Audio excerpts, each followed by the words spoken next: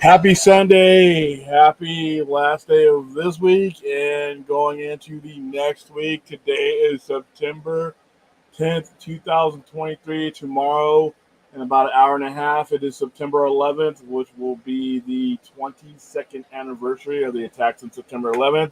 A lot of you guys weren't around then, or you may have been small children then, but I was an adult and I remember it just like it was yesterday. So you're going to see a lot of commemorations about that tomorrow. Other than that, it was day one of the NFL season, the full NFL season. We had the first game on Thursday night, and then we had some wild action today. Destroying my fantasy league because Lamar Jackson, because they blew out the team that they were placing, he didn't throw the ball a lot. And same went for just about every person on my fantasy team. They were in non-competitive games, which means they were either out of the game or they weren't doing the things that would get me points. So thanks a lot, guys. I'm just glad I'm not a betting man here in Vegas. I would have lost my ass today. The Giants getting blown the hell out 40-0. Ugh. All you Giants fans out there, I hope you're okay. All right, today's going to be an open mic. As long as you guys got questions, I will stay here to answer them. Anything that we did not cover in the overnight live last night. By the way, another solid show. What is wrong with my mouse? Hold on. Another solid show last night. I had a lot of fun with it. Even while we were dealing with the hold on for a second. I gotta fix this mouse or I can't bring up you guys' questions. Let's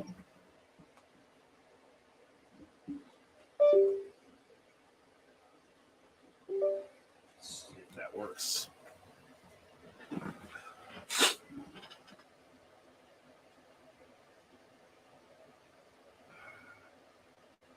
That's better. Yeah, another solid show. I rewatched it today. Like I said, I rewatched the shows not just because I like to hear the sound of my own Muppet voice, but because I want to improve the show and see where I can make it better.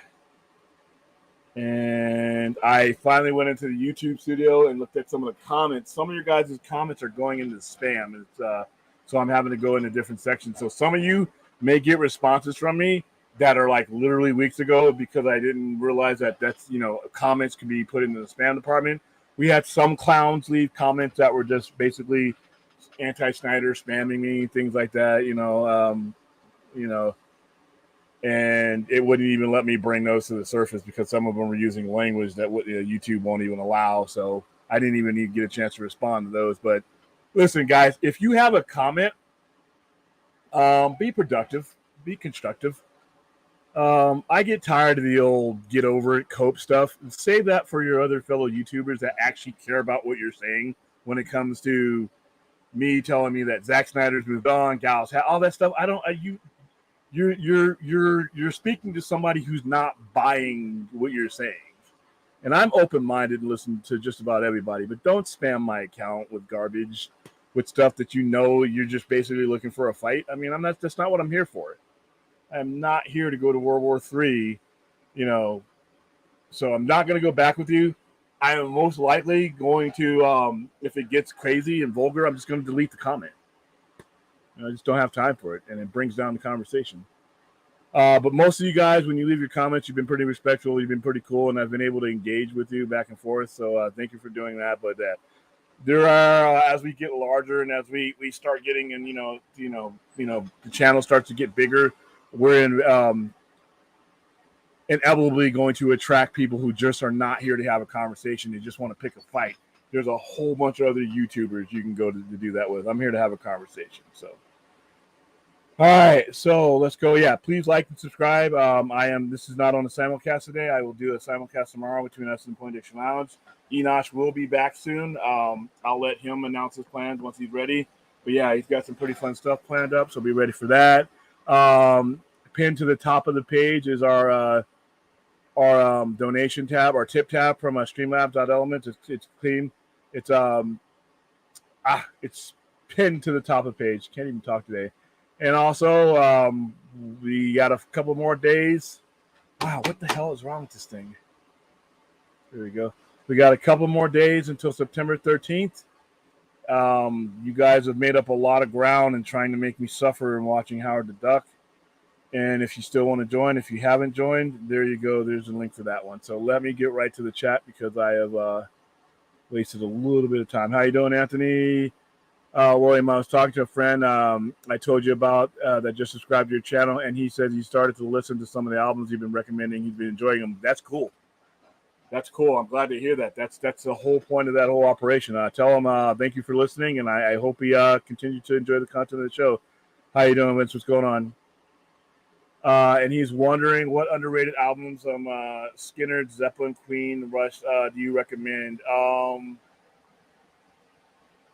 I don't think there's any underrated Zeppelin albums. I don't listen to a lot of Leonard Skinner. Queen, there's a album called Hot Space. Hot Space. Look that one up. I think that's the one with Radio Goo Radio Gaga, which is one of my favorite Queen songs and one of the ones that they performed at Live Aid. So, and as far as Rush, I don't know if there's such a thing as an underrated Rush album. I know there's bigger Rush albums and then there's lesser. Let me look up. I know the one where the album Time Stands Still. Let's name bands. Rush band Canadian. Let's look. I think Moving Pictures is going to be the one I'm going to end up answering with.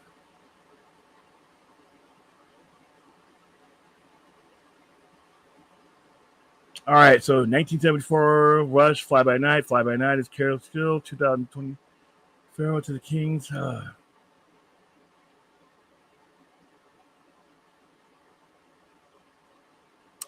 For Rush, I'm going to go with Hold Your Fire. I'm going to go Hold Your Fire for Rush. Leonard Skinner, I can't answer you.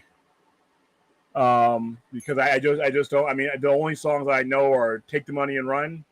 I think that's them. Freebird, because I'm a wrestling fan, and the Fabulous Freebirds would always come to the music with that one. And there's another song that I think either not Tool, but one of the dudes from one of those bands redid.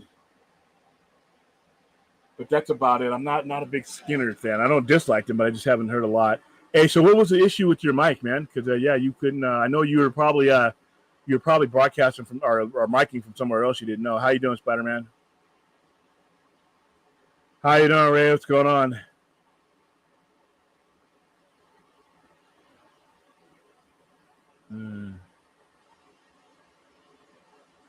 Anthony wants to know when you're doing your next stream. I want to know too, so I can promote it.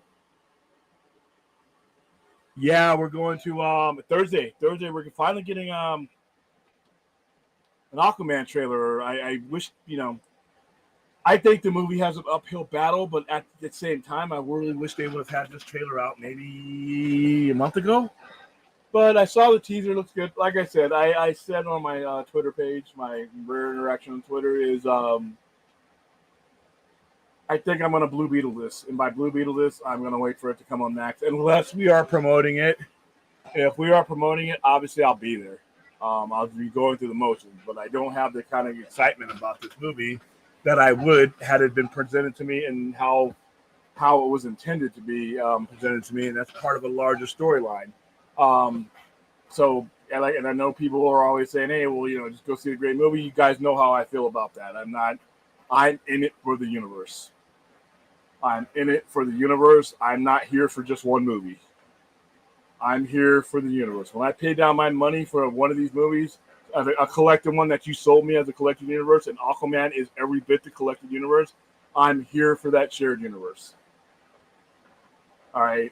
So it is, knowing that, and I listen. This is coming from the comic book collector, comic book dude. I don't care about Lobo one bit. I don't care about Lobo on the comic. I don't care about Lobo the character. I don't care about stories with Lobo in them. I don't hate Lobo, but I don't move an inch left or right to pick up a comic that he's in. If he's in a comic I'm reading, okay, great. I don't, I have zero interest in Lobo. I have even less, if you can have less than zero interest in something, I have less than zero interest in Jason Momoa as Lobo. You're taking a guy that's in a top tier movie, an A tier movie, like which Aquaman was and should have remained had they not taken 40 years to get a sequel out and, mishandled the whole thing. And you're taking that character and you're going to put him in literally a F-lister. And sure, the interpretation might be in training. I'm pretty sure there's going to be a lot of people who enjoy it. A lot of people enjoy Deadpool. I have no use for Deadpool. So me personally, I people are like, oh, I can't wait to see him as Lobo. I could wait the rest of my life to see him as Lobo. It can never happen as far as I'm concerned. So this Aquaman movie doesn't have a lot going for me. I don't think it should have been the last movie in this run, but it is. But when with the reshoots and how I'm hearing from James Gunn, not James Gunn, but James Wan, that the movie's not as recognizable to him as the movie that he wrote. I just it's like there's just a lot just telling me that it's going to look great on my big screen at the house, right alongside Blue Beetle.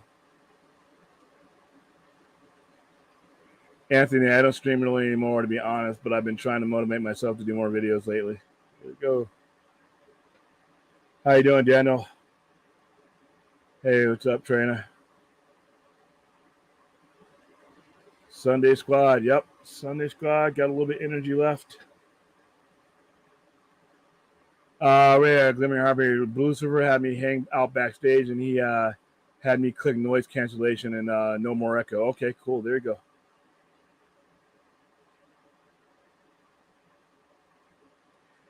Yeah, and like I said, I'll be on Thursday night. We'll break down the trailer. What it means, what we can decipher from it, and like I said, I can't see there's being anything in Aquaman that James Gunn could have put that would make me excited about his universe, since his universe is so far away. Had they had spent the previous 3 movies doing so, then I would be on a ride. But the fact that I don't know. I just don't have. I don't have any anticipation for this. But hey, you're 17. You're 17 on September 11th. That's right. You're getting up there with me. I was 13. I was in 8th grade when it happened, and I was in my 8th grade American. I was actually, believe it or not, because you guys know I'm a night owl, and back in 2001, I was just very much a night owl. It happened at 5:45. I was up all night. This is before streaming and all that stuff. I just watched TV and movies, and I was on the internet all the time. And then this is when Cox cable and cable modem was new, and I'd gone to bed because I worked late night where I was working, and I got off 2 or 3 o'clock in the morning. So I would listen to sports radio, and I would go to sleep to sports radio. And what ended up happening is when I went to bed, it was 5:45. I remember 5:45, and they were talking about on ESPN radio how a small plane. This is what they were thinking at the time. A small plane, because they weren't watching the news, had crashed into the World Trade Center tower. And I'm like, oh, that sounds bad, tragic, I went to bed, and my mom turned on the news, and she had everything. I don't know what was going on, why she did this. She had the TV turned up so loud. It was like the maximum volume.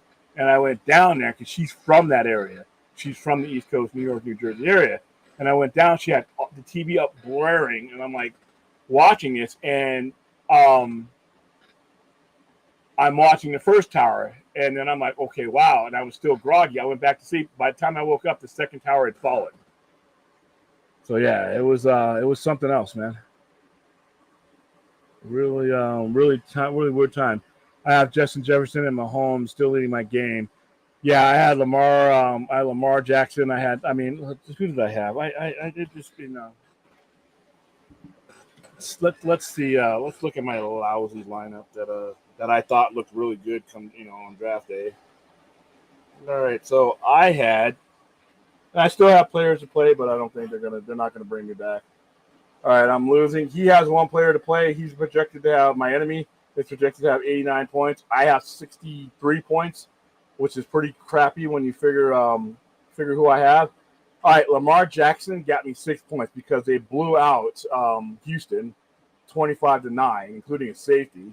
He threw an interception, but he didn't need to throw that much because the game was over.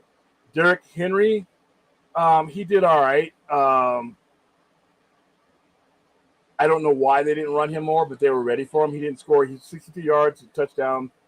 Randall White, 60. I mean, he 39 yards. Devontae Adams, 12 point. I mean, no touchdown. I mean, I had literally one touchdown in my entire lineup. Higgins, Cincinnati, 0 catches, 0 yards. Hulkstrom from Minnesota, 35 yards, 8 receptions. I mean, you got that many receptions. You can give me more than 35 yards. Thanks a lot, pal. Fremont from Pittsburgh had a touchdown, had 1 reception and 3 yards, had a touchdown, got me 7 points. That's like nothing. Buffalo's defensive team doesn't play till tomorrow. Carlson from Las Vegas, the kicker, got me 5 points, which basically got me 2 extra points on a field goal. And even my backup, Dak Prescott, he sucked. Why? Because his team was up 40-0 and they didn't need him in the game. So yeah, man, I had a rough week. Not because my team sucked, but because the teams that they were on were actually good enough to beat the hell out of their teams, and they didn't need to be doing the things that I needed to do for them. The AC is going to be pretty much replaced. It's just a matter of who's paying for it. It needs to be completely replaced. It's not a parts issue, repair issue. So right now, the guys who are doing the contracting on it are putting in a bid with the owner, so they're going to work that out. I'm out of it for right now. So there you go. William, do you think Tony Khan should get to replace CM Punk as a major draw? Will Ospreay. As much as I would hate to see, I don't think there's any type of draw like CM Punk because of the controversy. But I think top tier talent. I think people were saying Daniel Bryan did, but Daniel Bryan's on his last legs. I would like to see somebody like a Will Ospreay. I would hate to see New Japan lose him, but as long as he's with AEW, he will always be able to go back and forth. Plus, he's going to be on Bound for Glory, by the way, and he's going to be an Impact UK show. So as long as he signs a contract that allows him to go where he wants to go when they're not using him, then I would love to see Will Ospreay take that spot right now. But as far as like actual in-ring talent that they currently have now, if you're asking me who they have now, it needs to be Jay White. If you're talking about somebody that they would go out and get, it would be Will Ospreay. But if it's somebody that's on the card now, it needs to be Jay Ospreay. Or not Jay Ospreay, I'm talking about Jay White. William, I was thinking, I want your opinion on the one movie series I feel that would do well as a TV show would be Dirty Harry. Would you agree? I think we kind of touched on this a couple weeks back. You would have to I don't know. I think there's a time when a show like that would do well, but that was before the First 48. That was before Law and Order. That was before. There's been so many cop shows since the advent of Dirty Harry. I don't know if it would have the appeal. You would have to make it really, really unique. There would have to be something about it that was different from any cop show. And it would be hard because every cop show took from Dirty Harry. Streets of San Francisco. I mean, there's so many that took from what Dirty Harry was. That and another thing we brought up a couple of weeks ago was, or months ago when we talked about this, was the fact that that kind of cop that Dirty Harry portrayed is not necessarily the most popular version of cops in today's counterculture. So you'd have to be really careful. You'd have to connect with Dirty Harry on a personal level. And remember, the movies didn't connect to Dirty Harry on a personal level. He just wasn't that kind of guy. So, but I'm not saying it can't happen. It all depends on who's doing the writing. Take your time, man. No rush. Yeah, there you go with the Patreon stream. Like I said, we made up some ground that I don't know if I'm happy about us making last night, inching closer to the duck, but I still think that we're going to come up just short. You guys are giving it a good push and putting me somewhere I did not think I would be this early on. We are literally entering, not having 3 weeks. We're entering week 3 of this Patreon thing, and I'm already I'm already further along than I thought I would be. So, but yeah, I think you guys are gonna come up short. William, I may suggest going to YouTube Studio, setting community, and adding blocked words as well as channel guidelines that pop up for everybody from watching comments and chat. Just like, no, that is an excellent idea, and I am going to do that. I had just explored. I have the app on my phone, but I brought it up on the computer and I saw some comments that they just put right. YouTube didn't even put them and allow for me to see them from the app. I had to go on there and see that there was three chats that I couldn't see, and the guy had words or whatever there, and I tried to respond to him, but YouTube wouldn't let me. So finally, I just deleted them because it looks like I'm not answering the comments. So, it's just a standard fare. People were, I don't know if it came through because we were simulcasting. I don't know, and I don't know why that couldn't access this guy's content. I wasn't going to publish them anyway because it was just going to, it wasn't bringing value to the conversation. But at the same time, I do like to respond to people and then end it there. But yeah, definitely. I am definitely, as soon as I'm done with the stream, in fact, before I got on the stream, I started doing that. Because like I said, there's just certain things I don't want to be, what's the word, a censorship type of person. But what I do want to do is I want to eliminate things that are just not going to bring the content forward. They're not going to bring value to our conversation. Like coming to the chat room or coming to my community page or coming to my comments page and just being an anti-Snyder person, that you're wasting my time. You have the right to your opinion, but you're wasting my time. You're wasting my viewers' time because you're not bringing anything of value to the content. You telling me that you don't like Snyder's content and that, you don't think we should be talking about it. That's your opinion, but as far as carrying my conversation goes, it means nothing as far as that goes because you're not here to engage. You're just here to tell me some BS, and that's not. We're not interacting. Now, if you come in and tell me, hey, I've seen this guy's movies and I don't like this, I don't like that, I don't like the story structure, I think BVS is too crowded, I don't like slow-mo, but if you start breaking down and giving me, respectable technical things and we can have a conversation, I'm fine with that. I'm not saying you need to come into my community and agree 100% with me, but just come adding conversation. Same thing with the chat or live chat. Don't come in and just, leave, two sentences about, you guys suck, you guys need to cope, you guys need to move on. You just wasted your time, you just wasted our time. Now, if you want to come in and you want to interact, that's fine. That's fine, and we don't have to agree. As long as we're having a conversation that can flow. That was one of the major issues that I had when I was simulcasting on Enosh's channel, is because he's opened up a discourse with people and they have a certain conversation with him, and it's not the same conversation that they're going to have with me. They'll clump us into, you guys are this, you guys are that, and I'm like, no, you're talking to me, you're talking to me right now. That's it. And like I said, that's the one thing that I will cut short, that I will ignore, and that I will delete, and that I will. If you're not bringing value to the conversation, not you agreeing with me or agreeing with us, but if you are not bringing value to the conversation other than the old rhetoric we've been hearing, I'm just not going to waste my time with you anymore. So yeah, I'm definitely going to go into the settings and the guidelines, and we're it's one of those growing things that I had to learn the hard way, but that's part of getting better on YouTube for me. I like some of their soundtracks. I like some of the stuff that they've done. There's a lot of stuff that Daft Punk was a part of and produced that I didn't even know that they were in. So yeah, I'm not a heavy fan of them, but of where I've heard of them, I am a fan of. William, I was also talking to a friend and recommended him some of the music you talked about. We're not friends anymore. You know what? Excuse you, man.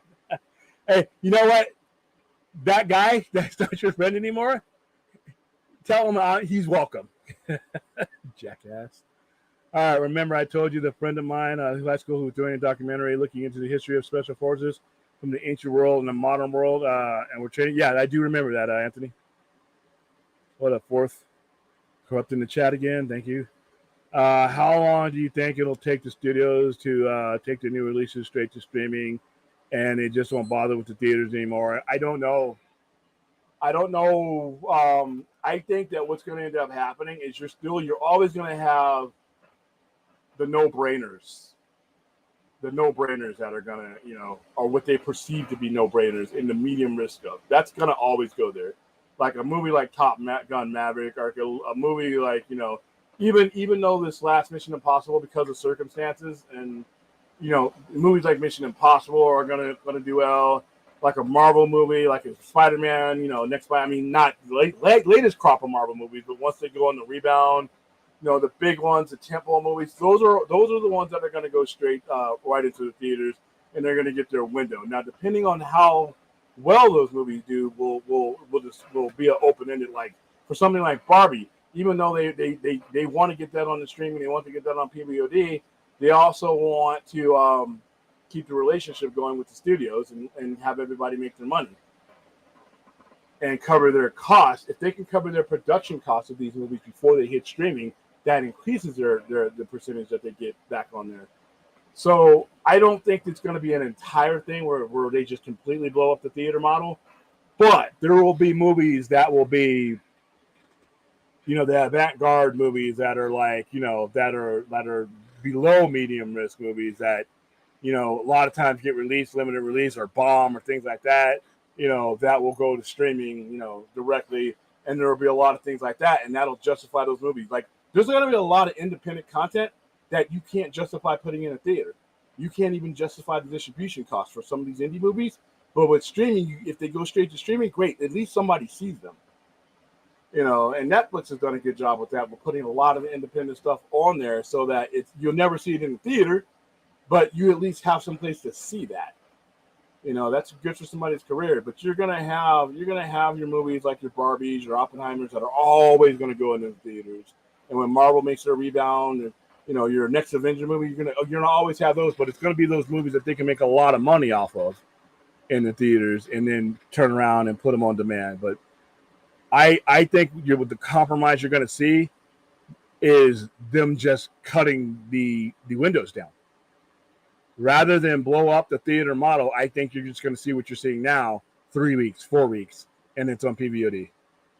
If it's not doing well at all, you might see 2.5 weeks, because most movies make the majority of their money in the first 2 weeks. So if they think that this movie has made as much as it can make, that's week 3 we're putting it on PVOD. Week 4 we're putting it on PVOD. So I think ironically the PVOD and streaming has kind of saved the industry in a way, is because you could think about it this way: if I put this movie in the theater and then I give it to you on streaming, it's hey, I'm giving you this big screen thing that you didn't get a chance to see. Now here it is. It's valuable. But they're going to shorten those windows. They're going to shorten those windows and get it to those places where they can capitalize on it.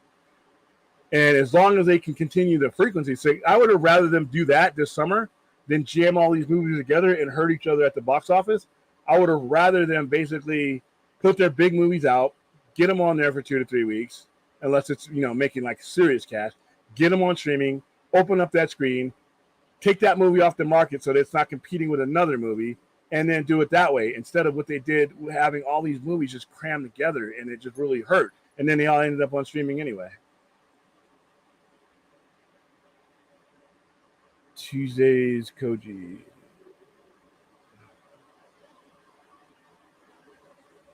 Tuesday's gone. Boosterfer had me use it. Okay, cool. Give me some Billy Squier, Def Leppard, Def Leppard, Styx, Cheap Trick, The Fix, The Police, The Band. Obviously, yeah, them. I grew up a big Styx fan.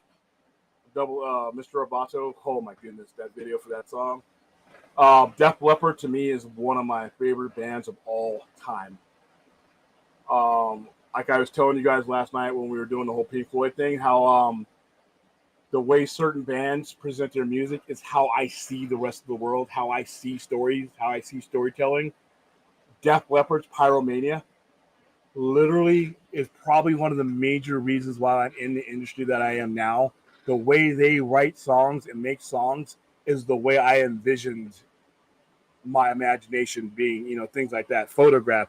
Pyromania is probably one of the greatest albums. I know I say this a lot, but I mean it when I talk about Pyromania. Pyromania. There's just so many hits on Pyromania, and that album came out in 1983. I was 9, so my mind is in all these Pink Floyd and The Wall and all these things that are coming out. Black Sabbath, 1980 with Heaven and Hell, and and all the stuff that was coming out then. For those about to rock, my mind was still forming its way of thinking at that time. So yeah, Def Leppard is up there. I have I have not seen them in concert, and they've been out in Vegas. They were actually out in Vegas on my birthday, but I was busy. Cheap Trick, they were two hair band for me. The Fix I'm not as familiar with. Police are great. I mean, Synchronicity when I was a kid, Sting knocking all those candles over. I mean, Sting was big, and then he was in Dune. It was like, man. So yeah, those bands are great. Question: he just finished a documentary a month and a half ago, and he was asking me. He knows that I will watch a channel he watched a channel. He's wondering if he could come to my channel and promote his documentary and talk about how he started the documentary. He doesn't have any video footage yet. Just wants to talk about what possessed him to Dubai. Sure. Once he's gotten it done, give him my information. And we'll have some conversations, and we'll go over his material and make sure. I'm pretty sure everything is his, and that we don't. But even in documentaries, there's certain safeguards I got to make so that for copyright issues. But no, independent filmmakers will always have a home here. So yeah, give him my information, give him my messenger and all that, or my email, contact@thescifecenter.com. In fact, I'll put that in here for you so that you can send that to him. Hold on. Contact at the sci-fi.com. Spelled my own email wrong. Hold on, because I'm far away from the keyboard. All right, there you go. The email's in there. Just send them that, and anybody who has anything for me, you can go ahead and send me emails. That's the storage email. So. Yeah, okay, sure. We're not. You're not going to get me going. You're not going to troll me tonight, but cool. How you doing, Jacob McKenzie? I'll take what I can get from this point. William, thought of Sean Levy on he will direct if he will direct Avengers Secret Wars. I've read that rumor. That's all I'm going to say. That means he's probably in some kind of negotiations he can't talk about. But right now, nobody's really going to really talk, even though he's just directors and they're not on strike. I mean, nobody's talking about anything, but that just means they're in negotiations. He may get it, he may not. Yeah, if you're starving $5, yeah, and trust me, I've had those days, especially in Vegas. Now that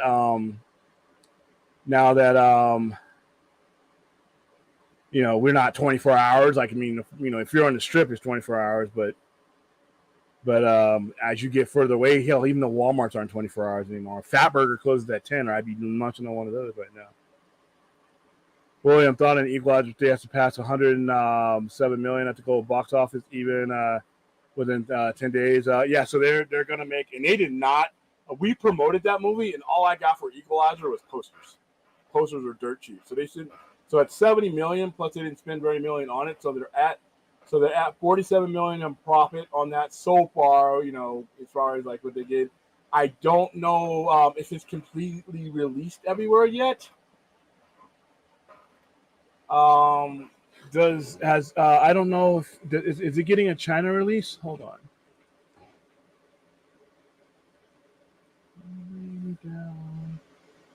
Now you got Billy Squires, another one.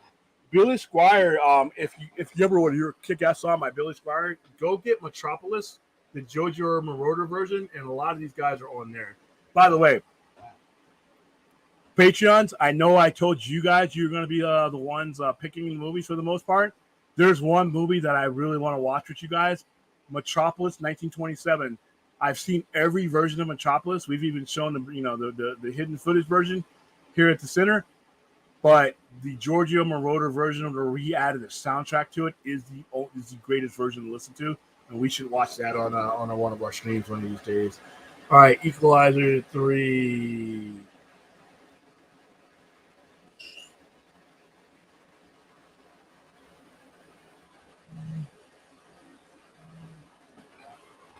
All right, so 7 million. All right, so development and filming, box office as of September 10th, Equalizer 3 has grossed 61.9 million in the United States and Canada, 45 million in other territories, for a total of 107 million in the United States. Canada, Equalizer 3 was projected to gross 28 million to 30 million from 3,965 theaters its opening weekend, and a total of 33 to 40 million over the 4-day Labor Day weekend. The film made 13 million on its first day, 45 million, so it exceeded the expectation.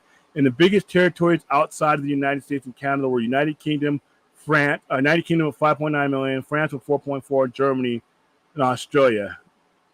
So, they're already talking about another one. So obviously they're happy with those numbers. But let's look at because like I said, no one's guaranteed a China release these days. They're being kind of squirrely. I'm just trying to figure out, because that's not all the markets. That's not all the markets it's going to be released in.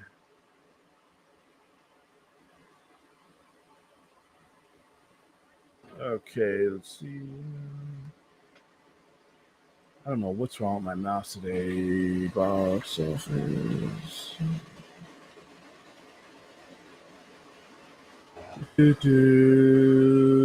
Why Rotten Tomatoes pops up. We already eviscerated them last night. All right. So let's see.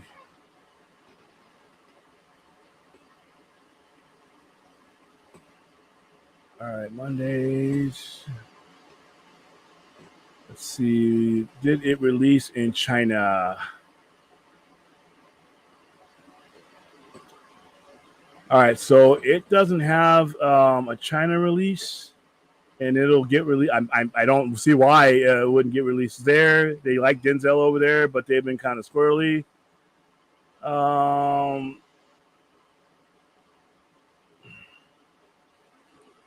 Okay, so Equalizer is going to do pretty well because it hasn't been released in Japan yet. It hasn't been released in... No, it was released in Hong Kong. Did well there. So no Japan release yet. Then what are the other biggest territories? So Iceland. I don't even think they have Brazil, Bulgaria. So there's still a lot of European markets that Equalizer 3 hasn't been released yet. So I think it's going to do well. I love me some spicy McChickens. Ooh. Okay, so you guys are talking food science now. Look at this, nugget science. Here we go. I was working at Arby's during 9/11. How you doing, Jeebus? What's going on, man?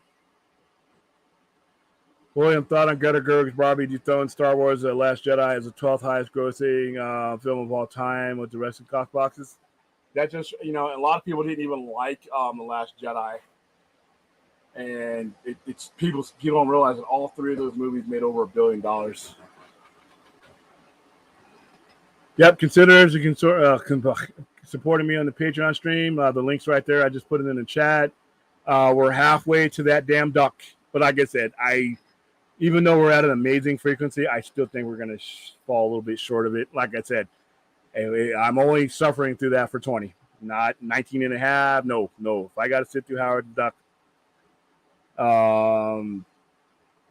yeah, we're not doing that yet. 13 viewers. Actually, we got a little bit more. Yeah, smash the like button and like and subscribe. Dark Knight. The Panthers look awful today. That's only the start of the. Yeah, it's only game one. Denver lost by a point. With a game they had no business losing to the Raiders, and the Raiders played like crap, and they still won that game. I'm pretty sure that KC is they lost by a point on Thursday. I'm pretty sure that's not the best you've seen of them. So yeah, it's a long. We got 16 more games to go. Just think it'll be a new year by the time we'll be in 2024 by the time we play the last game. The Bears lost to the Panthers, so we have the Panthers' first pick. Oh wow. It sucks to be relegated to that pick hunt. I hated that when Lakers were doing it. Jacob William thought on Burton says Beetlejuice 2 has just 2 days of shooting left before the film production was shut down in July due to the strike. We know what we have to do. It's not yeah, that's not a problem. I mean, I'm pretty sure everybody will be ready. The thing is how long is the strike going to last? I mean, you only have 2 days, but when are you going to get to those 2 days? That's the issue. How you doing, Fun? Hope you're having a great night. Yeah, dude, 40's a zip. I got Giants fans that were like, you can see their emojis and they're checking out their first 20 minutes, 30 minutes of the game. They're on doing something else. They're disappearing from the internet. My dad is from New York, New Jersey area, and he's a Giants fan. And I didn't hear from him today.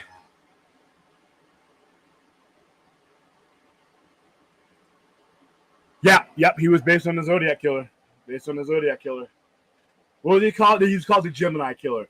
Yeah, that movie was ahead of its time, and it was one of the few cop movies. As a matter of fact, if I can remember right, that kind of movie. You had detective stories about serial killers, obviously, and things like that.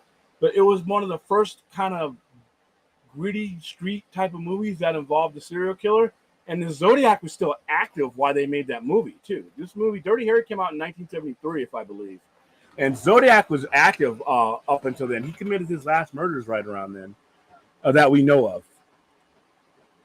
William thought on Blue Beetle will end its theatrical run with 130 million up. I read this. 155 million globally. The movie will likely surpass Shazam: Fury of the Gods and become the second highest grossing DC movie year. That's not saying a lot. If you ever want to know just how poorly handled this franchise has been, this right here is a statement right there. But if you just isolate Blue Beetle on its own, for the 104 million that they spent on it, it's not going to make a ton of money. But like I said at the beginning of its run, before it even got released, I don't think it's going to lose a lot of money. If not, now you take this 150. Say let's give it a benefit of the doubt and say it's 155, right? At a 104, they didn't do a lot of advertising outside their own networks. We didn't get jack for Blue Beetle, and I don't think a lot of markets did. Now it heads to PVOD. Now it has HBO Max where guys like me are going to see it. Hell, I might even see it with a group of people if I think it's worth it on PVOD. Hey, you know what? Guess what, guys? That might be our first Patreon stream movie. What do you guys think about that? Let me know. Now it's on platforms that I'll go see it in, and I'm pretty sure a lot of families that could not go, and they may not have not gone because of all the DC confusion. They may not have gone because they went to go see Barbie. Or they went to go see Oppenheimer, and they may have gone to see Turtles, and there's just too much going on. And DC, even at its best, is you're fighting against a lot, and you're doing it with a no-name character. Now it's coming to platforms where I think it's actually going to make a profit. So, I think they're right for what Blue Beetle was and what it was up against. Why is this mouse doing this? Hold on, I don't know what's wrong with my mouse here. Kind of makes me wish I was on my touchscreen. I think that has to be looked at into success. William, as a comic character, what a priority would you like to adapt in the live action that hasn't been adapted yet?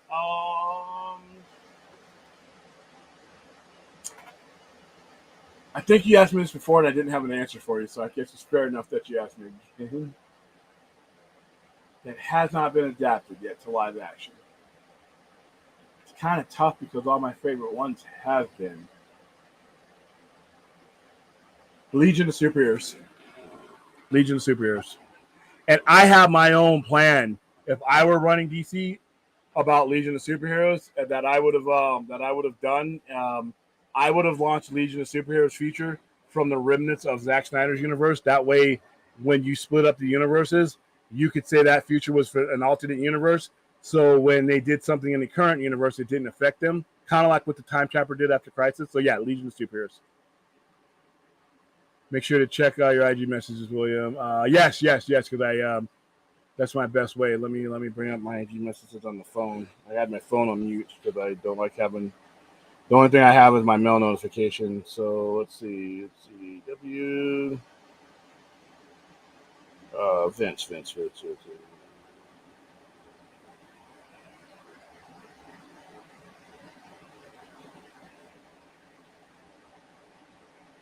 Okay, cool. All right. All right, I'll read just some more depth after the show, Vince. Thank you. And good luck on your interview, homie. All right. Okay, I can see William as Dirty Harry. He sees Howard the Duck and tells him, go home and make my day. Yeah, duck hunting.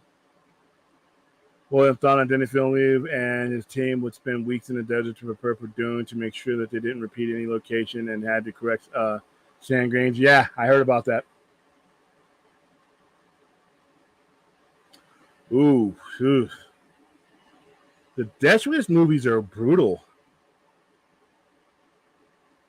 Death Wish 2 is kind of it's uncomfortable to watch. That movie was so brutal that outside the U.S. and in certain parts of the U.S. they didn't air before. There's a brutal rape scene in like Death Wish 2 that's really brutal and really bad, and it's like I said, it got censored. But Mr. Phil Kersey, which is I guess the guy's name, Charles Monson's character, he wasn't a cop, but man, he was brutal.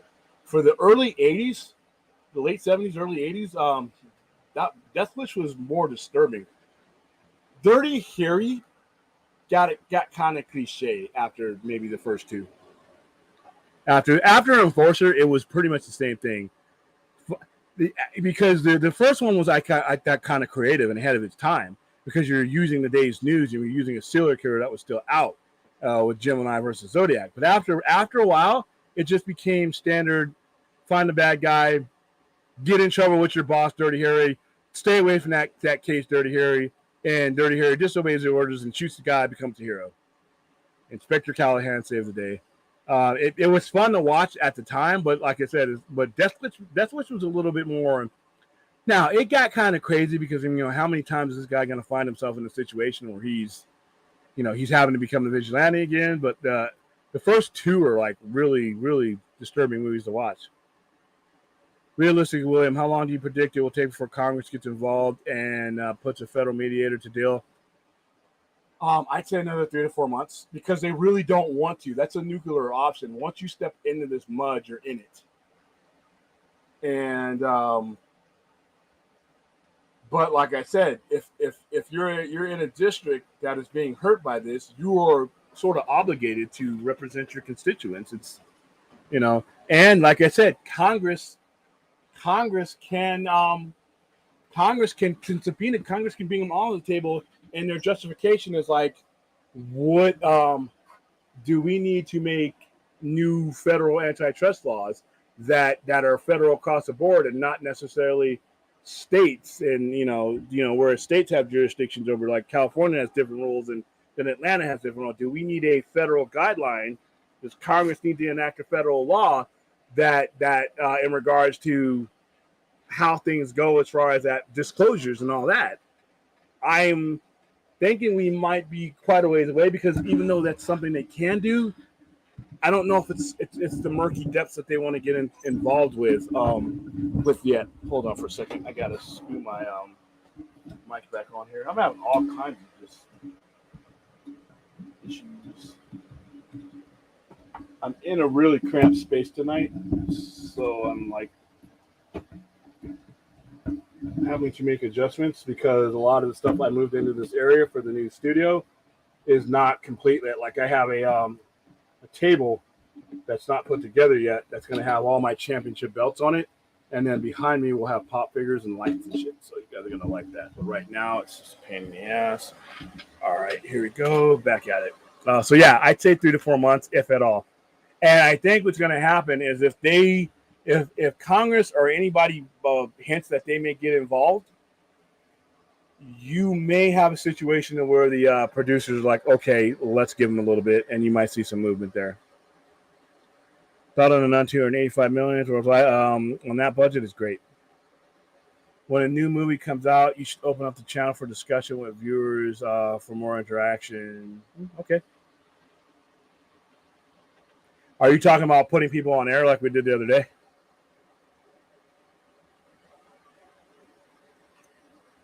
All right. For what it's worth, you have a great platform and it's growing steadily, keeping true to your values. Your community is dedicated and respectful.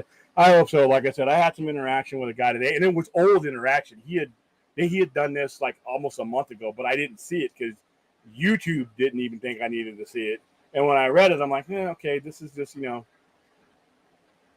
it's this.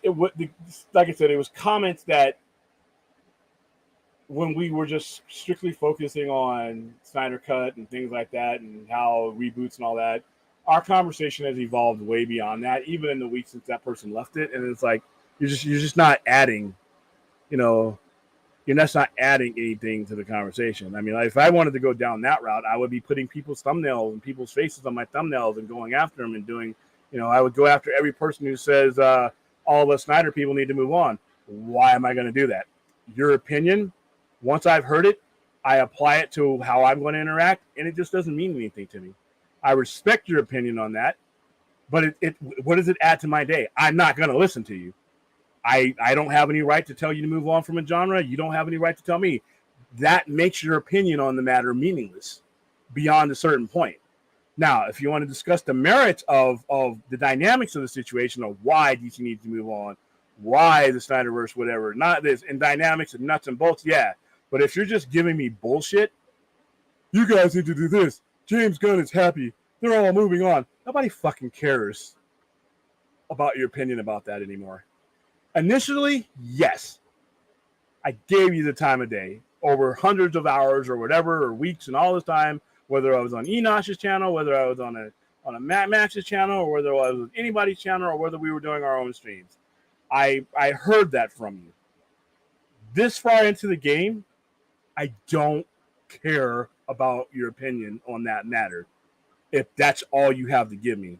If you want to speak specifics and dynamics and flesh out your opinion, great. But if you're just giving me the old hat, the Netflix would never do this, blah, blah, blah, and you're not giving anything behind it, you're just basically wasting whatever strength your fingers took to type that, or whatever brain power you use to think it.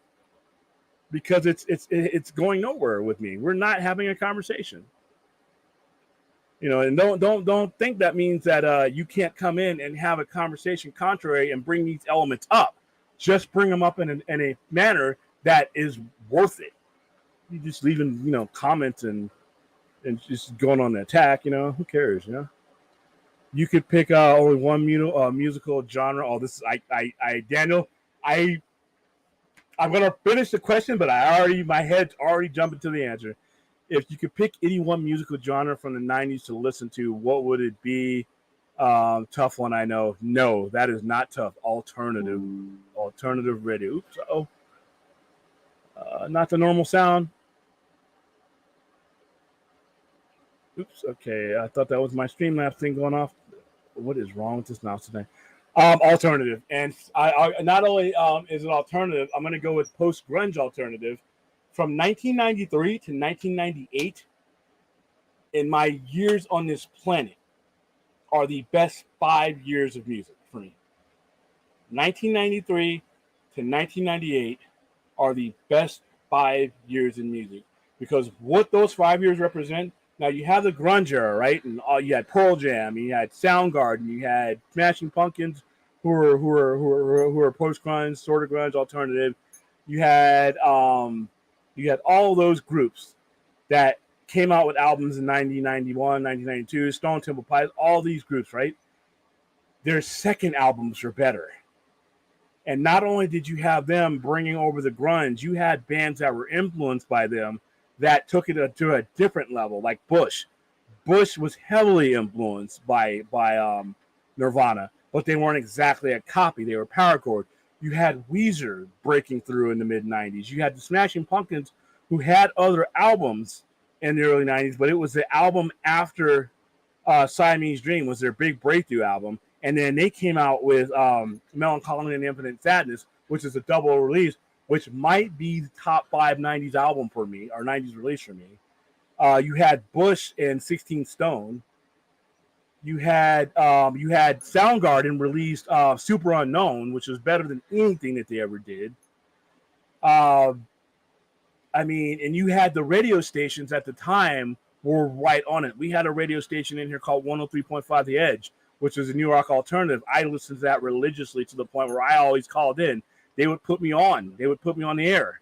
because we would interact, and it was just and it made it better because it was random music.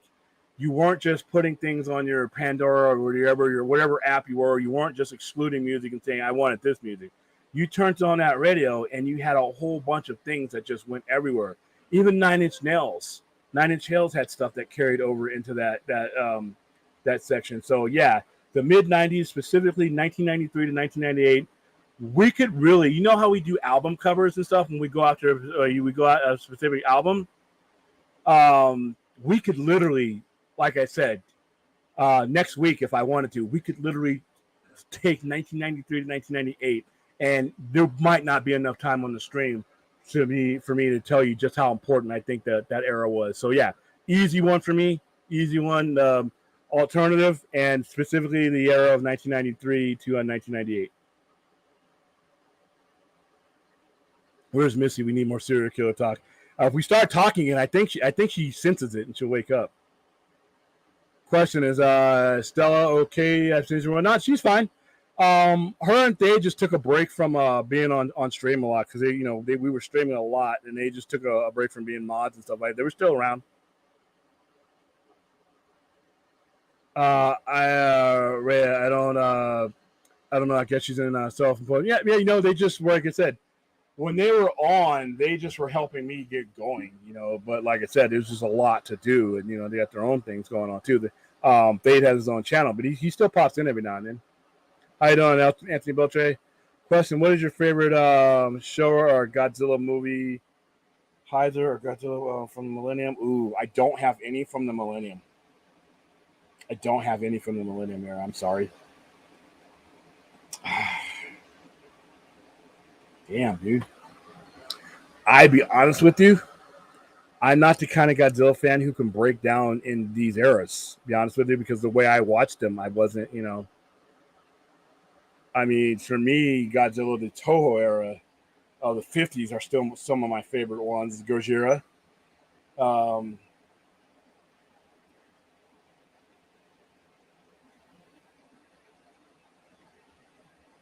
Wow, that's a tough one, dude.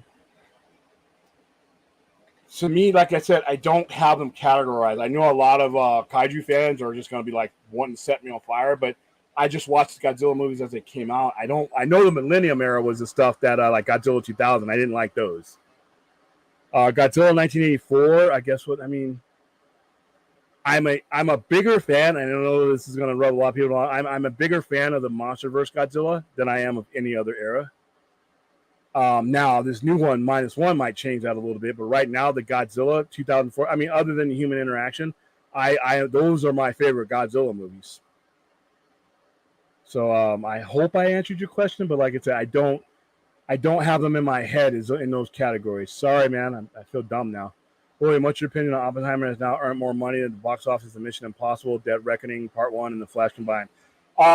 Unfortunately, those other movies are under circumstances that the makers of the movies had no control over. Dead Reckoning shouldn't have been released when it was released with the crowded field of movies. The Flash company disorganization. Because, like I said, there's times you could pick any other time than the time that Dead Reckoning was released, and it probably does with the rest of the Mission Impossible movie. Tom Cruise has that appeal. Those movies have always done well. I just think there was just too much going on in the theaters at that time. I think that's why I keep saying I think the theaters and NATO and all those guys need to get together, and they need for the betterment and the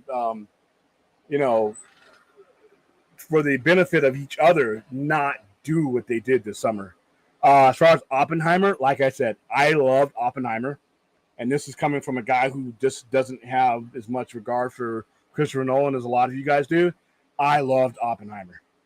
If it wasn't for the fact that Dune's not coming, I think the fact that I'm not going to see Dune in the same Oscar calendar year is kind of like tainting for me. But I think Oppenheimer is going to walk away with a buttload of Oscars, and then deservedly so. I think this is Nolan's. It's tied for Nolan's best movie. But that being said, if it hadn't been for Barbie and the meme and the whole ridiculousness of the Barbenheimer thing, I hate to say this because it has nothing to do with the quality of Oppenheimer. It doesn't make that kind of money. It doesn't come close to that kind of money. it doesn't even make half of that money. And it didn't need to, by the way. The $100 million film. $250 million for Oppenheimer would have been like, wow. Because they didn't, like I said, they did some advertising for it, but most of its marketability came from a lot of people who would have never seen Oppenheimer doing the whole Barbenheimer thing, which, hey, you know what? That's great. It worked out. Because I think a good movie like this deserved to make the money. But Oppenheimer was in a good timing situation, but it was also in a situation that and Barbie weren't IPs that had been jammed up like DC had. And then Dead Reckoning just was bad timing.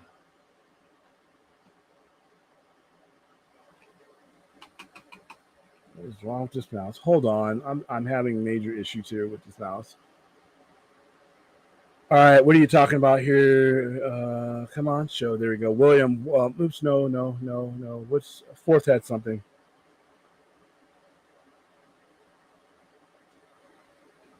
Hold on. I saw Fourth's comment. Oh, here we go. 120 days, day and date increase that fear of missing out. I don't think that's going to happen. I don't think the fear of missing out is the biggest thing when it comes to a family or somebody who's on and not a fixed income, but on a budgeted income. I think it's necessity, to be honest with you, dude. I think there are movies that people really don't want to miss in theaters, but it just comes down to financially. You know, like I said, I talk to people every day that, you know, that if it wasn't for the fact for me seeing these movies, sending them to the movie, they would not see it. And they really, really don't want to miss it in theater. They want to see it in IMAX. They want to see it. But they can't just go by themselves. They, you know, they're obligated. They got to take the family with them. When it's Teenage Mutant Ninja Turtles, when it's Barbie, depending on how old your kids are, or when it's Spider-Verse, any of those movies, those are movies that you want to take the family to. Those are family experiences. But it's super expensive. I don't think it's the fear of missing out in theaters. I think it's the fear of going broke in some cases. Fear of missing out for the people who can afford it, that may be part of it. But I think a larger part of it is the financial aspect of it. You just can only go to so many movies and outings, and before your pocket, you know, your wallet starts to hurt. Absolutely not. Sorry. Anthony William, Christian Bale was announced as Batman 20 years ago today. Do you like him? I like Christian Bale as an actor. I think he's a phenomenal actor. I don't like him as Batman, and you guys have already heard how I feel about the Nolan Batman movies. I think Christian Bale is a world-class actor, Academy Award winner, and he's been in things I absolutely love. Batman just wasn't one of them. He just does not make Batman for him. But yeah, 20 years ago today, yep, we're all getting old.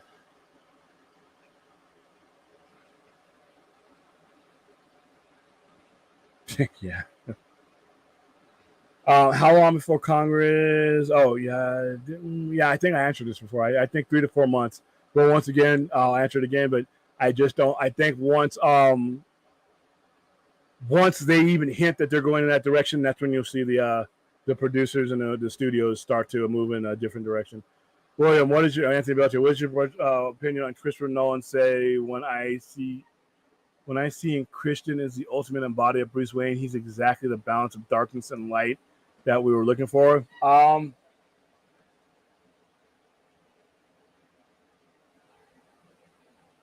I guess. I think the balance is there. I agree with him there. I just don't. To me, he doesn't emote the emotion of either of those facets of Batman that that other Batman did. I think Ben Affleck did.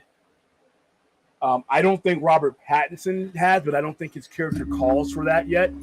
But you know, I can respect that opinion. I can respect that. At a certain level, he's 100% right. He does a very good Bruce Wayne. He does a decent Batman. I just don't think the movies do anything for me, and he's part of it. So it's sad how Nickelback, Creed, and Foo Fighters are considered dad rock now. Oh wow, Nickelback, man, Nickelback gets torn up. But man, they sell a lot of albums and they sell out concerts. Creed, I don't. Okay, I will. Nickelback. I don't know what you consider them. Creed. I thought when they first came out, they were Christian rock. I don't think that hurt their career. You know, because you are what you are. If that's what you believe in. But I think a lot of people thought they were a little bit softer than the normal bands because of the tone and what they were. But if you listen to like My Own Prison and things like that, Christian rock band or not, they were still damn good. And that first album, My Own Prison, and their second album was a really good. Scott Stapp has a great voice. I don't know what you would consider. I thought they would be alternative post grunge, but I don't know. Foo Fighters. Now I can't put Foo Fighters in any other category but rock alternative. I don't know what dad rock is. I have to admit, really, I don't know what dad rock is. But Foo Fighters pretty much came about a lot sooner than they would have, obviously, because of death of Kurt Cobain. Because I don't know how long Dave Grohl stays with Nirvana if Kurt Cobain lives longer. Anybody else going to attempt to watch the Dark Knight trilogies in theater on Batman Day, or just me? We know William. I will not be there. If I could go in and just sit through Heath Ledger scenes again, yeah. But if I got to sit through the whole movie, no. All right. FOMO, baby. FOMO secure. You need help.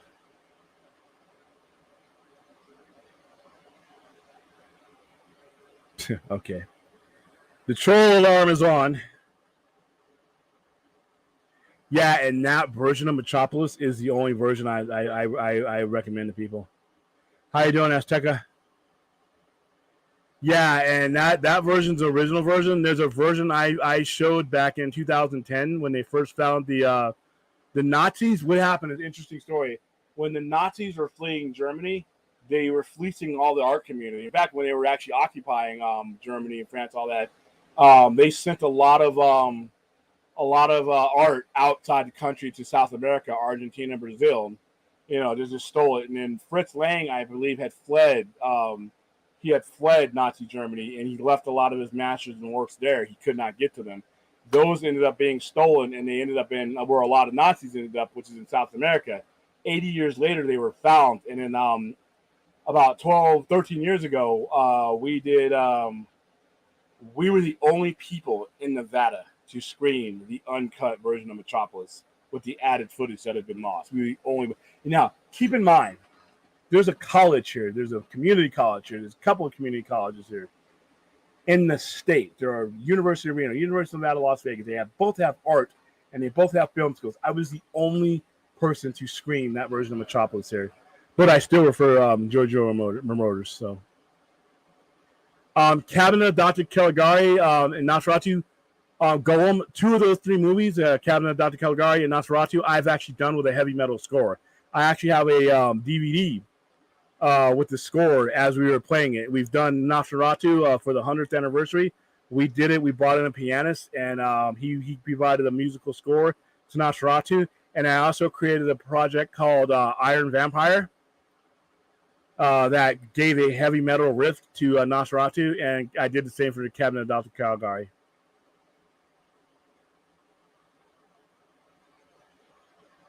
Let's see. Aquaman and the Lost Kingdom popped up before Sunday Night Football. Looks interesting. Spoiler, don't think mom and pops make it.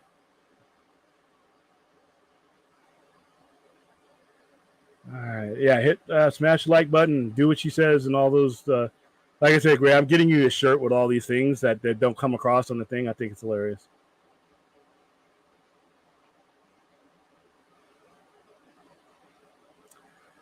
It'll be on streaming sooner than later.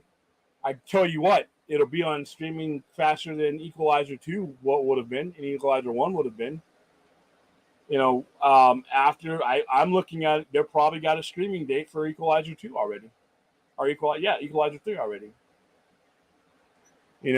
But with the low a $90 or $70 million movie like Equalizer 2, why not just make your production cost in there and but trust me, Forth, it has a streaming date already. It'll probably be announced pretty soon.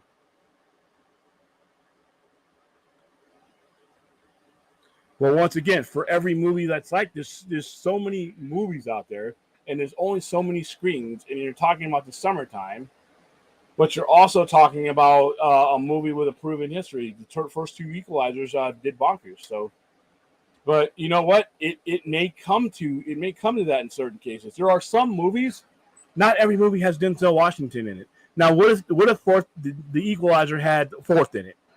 It had you in it. And Anton Fuqua made a great movie with you in it, but you're not the draw.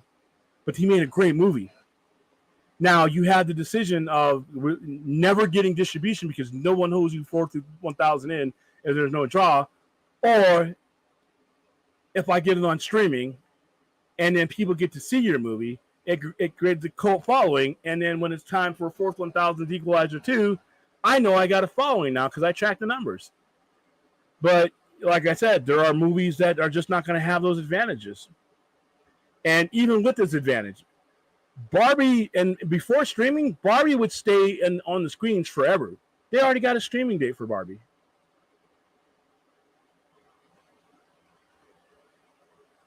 Let's see. I saw enough of it. It was not good. Yeah, the El Gigantes got wrapped.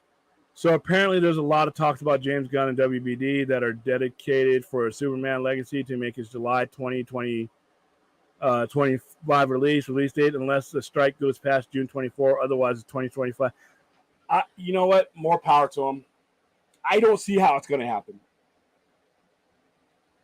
I don't see how it's going to happen, especially the longer this goes on. And do I want it to happen in that capacity? Because you figure pre-production, he's doing a lot of it now, but there are still things that you need the actors and the writers are part of pre-production, because a whole bunch of stuff that has to happen in pre-production that you just can't do it alone with him. So you have that process. Then you have principal photography, depending on how extensive that is. That could take anywhere between 4 to 8 months, depending on reshoots and everything else, and how you budget for reshoots. After that, I'm assuming that it's not going to be a grounded movie, and you're going to have CGI and post-production. Post-production could be anywhere from a 6 months to 10-month process in certain cases. Now, I'm just throwing out numbers, but those are averages, give or take. So when you do all that, and then you're going to want to promote it and ramp it up, add some time to that, I don't see how this is coming out in 2025, even under non-strike situations. When would you need to start filming, to be honest with you? Because, okay, if you're talking about the strike we need to end before June for that not to happen, we're rolling into 2024. So you're inside, you're literally, you figure a year, so all 2024 plus the 7 months. So you're talking 19 months. Now, if we were to start today, like tomorrow, strike's over tonight, we start working tomorrow, we start filming in 2 to 3 weeks. Maybe I could see it, but you know what? I don't know if you can expedite all this that quickly.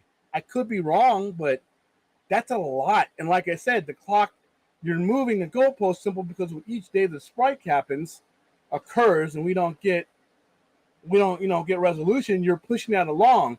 Not only that, you have all these effects houses and people that are doing things that are having to reshuffle their schedule to accommodate these type of things. Where are we filming this? Is that place going to be available during the time?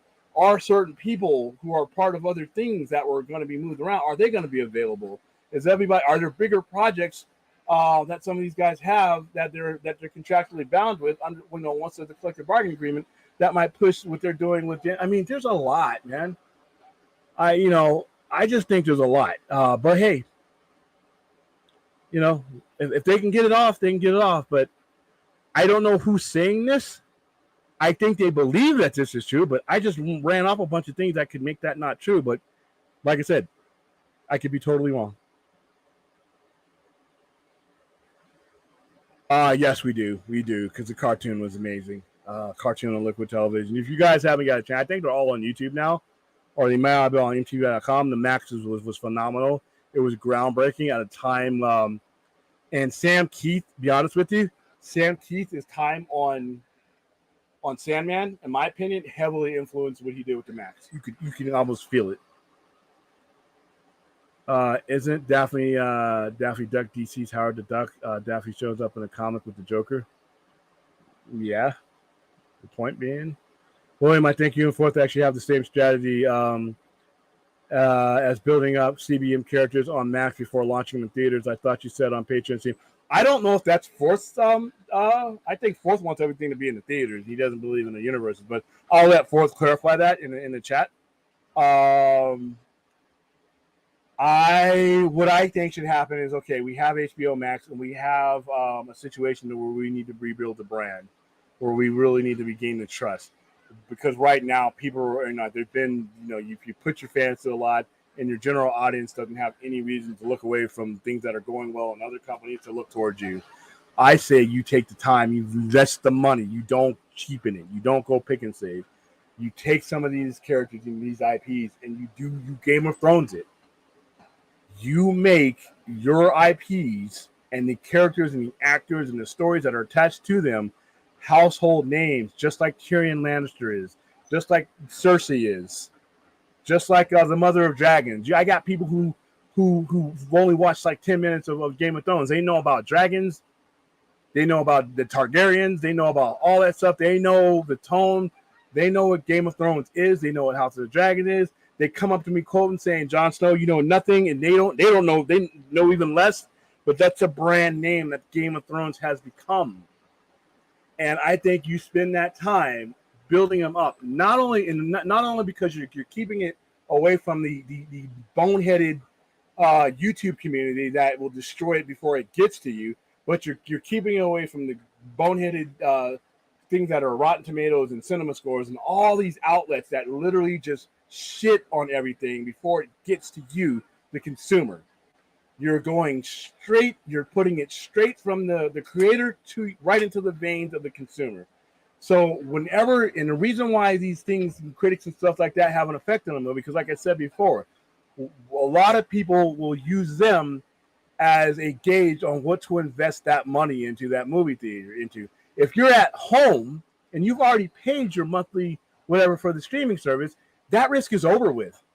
It's your time now, but it's not your time and your gas and the candy and the drinks and all that, and and multiple times doing it.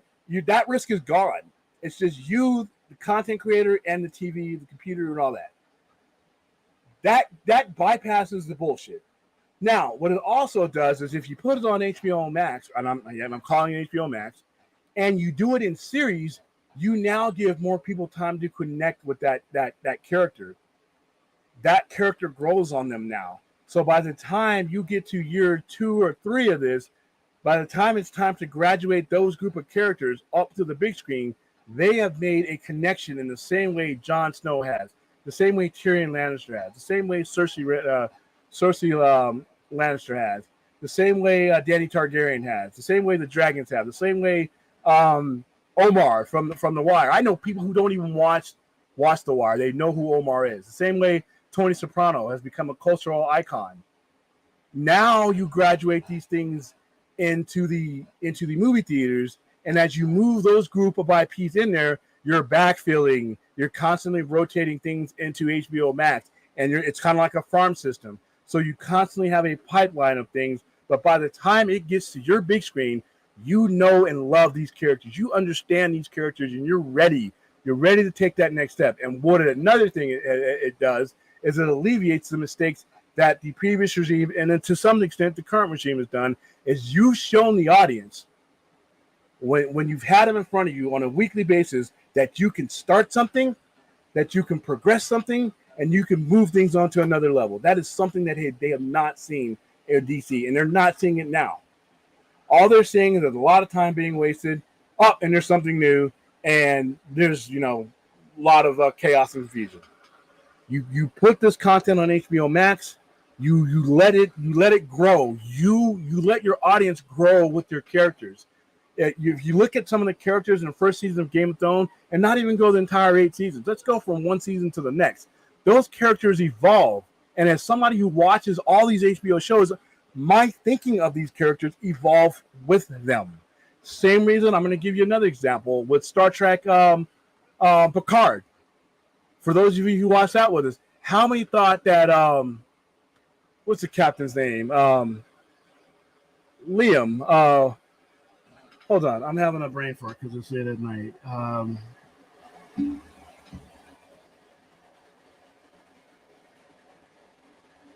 Because I don't. Captain Shaw, Captain Liam Shaw. All right, he was played masterably, but your first episodes, all my Star Trek buddies wanted to kick him right in the balls. The first time he sat down with Picard and Riker and just had totally disrespected, but over the course of the episodes, he evolved. We got 8, 9 episodes of the guy instead of just 1 2.5 hour movie where he had to share the space with other characters. We got a series. Same thing with Peacemaker. You know what? I thought the first 2.5 episodes of Peacemaker were stupid, but as it grew on, because I had more time, I started to grow with the title character and what drove him, and you got to storytell, and that's what I think needs to happen with DC's IPs. That would be me, and then at that point, you use that platforms, to find out what kind of audience you got. Because, like I said, I think another thing that DC is doing wrong is they're sticking with a singular universe instead of exploiting their multiverse or their Elseworlds. You have IPs that have been around longer than my grandfather. You're always going to have a different audience, and I don't believe in we only need one Batman because that'll confuse everybody. And I've always said, yeah, it'll confuse your audience if they're morons. Yeah, it'll confuse your audience if your writers are morons, but that's not the case. I got more faith in the writers, and I got more faith in the audience, even if you guys don't sometimes. So yeah, that's what I mean by that. I don't know what Forth thinks of that. He wants everything, It sounds like Forth wants the theater experience to be primary. That would be great, but I don't think DC necessarily has that option. I think they need to rebuild the brand. They need to rebuild the trust. Is William embodying my style? No, I don't know. I don't remember us having that kind of conversation. But refresh my memory, dude. I want to see William more on the Max channel once in a while. A lot of it is the time. I just happened to had a free 15 minutes, and I wasn't planning on going on that stream, but Max sent me a link, and I figured DL was trying to get 500 subscribers, and I know that feeling, so I figured I'd go on and help with that. Spread the word with that. So a lot of times it's opportunity, but like I said, I had just done the Patreon stream, and I had just done that for way longer than I thought I was going to do it, and then I still had to prepare for the Saturday night show, and I still had to run the store, and get the air conditioner set up to get fixed, all that. So Saturdays are tough for me to do anything outside the norm, but whenever I get a chance, I'll jump on there. I think 90s punk is super slept on outside of maybe Blink-182, Offspring, and Green Day. Well, okay, you call that 90s punk. I call that post-grunge alternative. Like, to me, I understand Blink-182, Offspring, especially Offspring. Green Day, they had a couple of songs I really liked. Offspring had a lot. Kick Him When He's Down. I have that on my playlist now.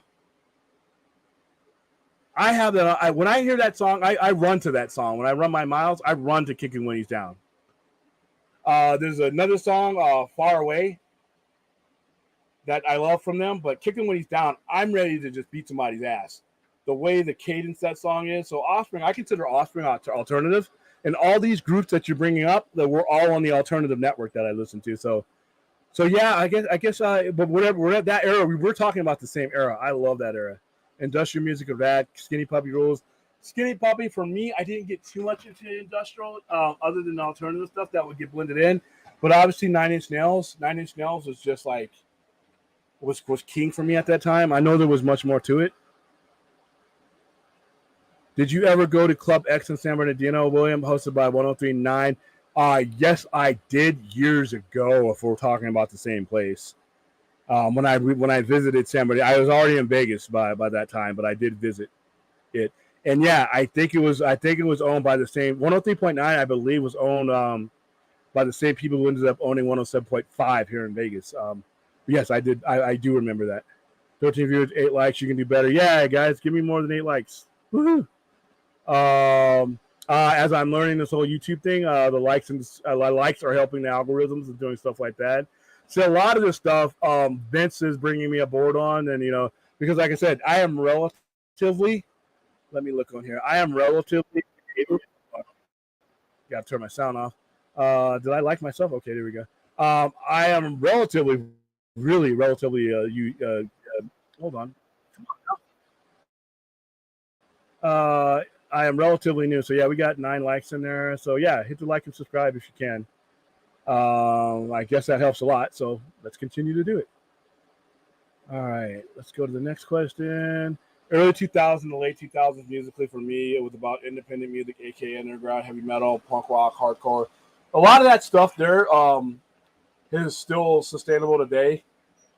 I really never got into the underground punk rock. There's a big underground punk rock. In fact, about a few months ago, I had a guy who hosts Rock Avenue, and he's big into the underground punk scene. He's big in the underground ska scene. So we're gonna bring him on. And I remember when we brought him on the Saturday night show, and I've gone down to his station and got interviewed. We talked for a long time about that era of music because it's still relevant today. All right, I stopped listening to mainstream music around 2004 when it's been garbage since then. A lot of people think so. I loved Oppenheimer in the movies. Yeah, I saw it. We did. I missed my pre-screening of it because I was headed to San Diego. But as soon as I got off the plane, I saw Oppenheimer.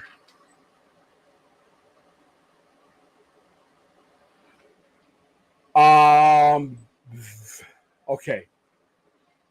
It's tough because Vito was the more caring and more personable person, and he wasn't as paranoid and quick to act. He was more calculating than Michael. But as he got older, like Sollozzo said, the old man is slipping. Would I have gotten to him like that 10 years ago? And that's when we see, overall, I would have to say Don Vito. But as far as what we see in The Godfather, the original Godfather, where he is starting to slip to the point where he has to step back because he is getting older, health and all that. But his overall book of work, as far as looking at The Godfather Part 2, and you see how he created everything. He chased off that previous Don, and then took over to where everybody feared him. He built what Michael took over, but he was slipping, and he had a lot of old ways that allowed Virgil Sollozzo and all the other mob bosses to almost wipe them out. Now, Michael, for the era that he became Don in, was better. He was better for the era that he came into and that Don Corleone left, because he was ruthless. And he needed to be ruthless because had Don Corleone stayed the Don, they would have eventually killed him, and the Corleone family would have been wiped out. Whereas Michael turned the tables on him, and obviously, he wiped them out, consolidated his rule. One of the things about Michael, and I think a lot of Michael's flaws are in Godfather 2. Michael Corleone was a military infantryman. He was a Marine captain that fought in a war.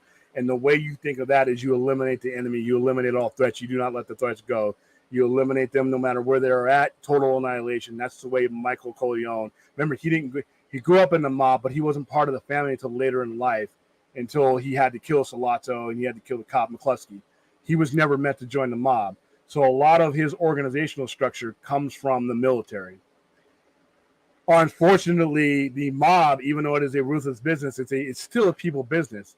And he became so ruthless in the protection of his family, he cut himself off from his family to the point where he's willing to kill his own brother and not realize where his brother was coming from and how exploited that Hyman Roth and what he had done. He became so ruthless. And if you look at the end of The Godfather Part 2, where him and Tom are talking at the end, where he's about to kill Hyman Roth, and Tom's trying to tell him, why are we doing that? If we send someone to kill Hyman Roth, we open yourself up to all kinds of counts and perjury. And he says it would be almost impossible. And he goes over to Rocco. He asks Rocco, "What do you think, Rocco?" It's difficult but not impossible. And then Michael said, "If my history has shown us anything, is that you can kill anyone," and that's his mindset there. And then I have memorized both of these movies along with Blade Runner. Tom is like, "Geez, Mikey, do we have to kill everybody?" And he says, "Not everybody, Mikey, or not everybody, Tom, just my enemies." And then he questions Tom's loyalty. Now, Tom has been with him through thick and thin. And Tom's like, "Why are you putting me through this? I've always been loyal to me," because Tom was thinking about leaving and going to work for a casino, and he turned it down. And then he talks to him in Sicilian. He's like, "Are you going to come with me with when these things I have to do in order to consolidate his power?" And he's talking to a guy who is his brother. He's already about to kill Fredo, and he's talking to his adopted brother in a manner that is so cold. That's where I think Michael has weaknesses. They both have weaknesses, but they both had strengths that apply to the time that they were at their strengths. I hope that's not the longest answer I just gave, but I don't like giving shitty answers. Saw Barbie 2, set. All right, you're all set, man. We saw Barbie and loved it. Have not seen it yet. I'll probably see it on streaming.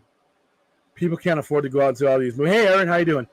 People can't afford to see all these movies, and they want to see in cinemas these days. Yeah, it's expensive, and like I said, when I rarely have, and I'm fortunate enough because of the promotions we do, that the genres and the movies that I want to see, I don't have to pay for them. I bring people to them. But like I said, Oppenheimer, I was not at my own promotion. I had to send someone else to do the promotion and be at the screening and do my review of Oppenheimer, and it's up on our channel. It's actually our most successful video up on our channel. However, I had to go see it when I got off the plane. I had to go. I had to pay. I had to pay a full price ticket. I had to pay for my popcorn. I had to pay for my hot dog because I was starving because Spirit Airlines doesn't have shit for food on an hour-long flight, and I hadn't eaten because at the end of the day, I was getting on the plane.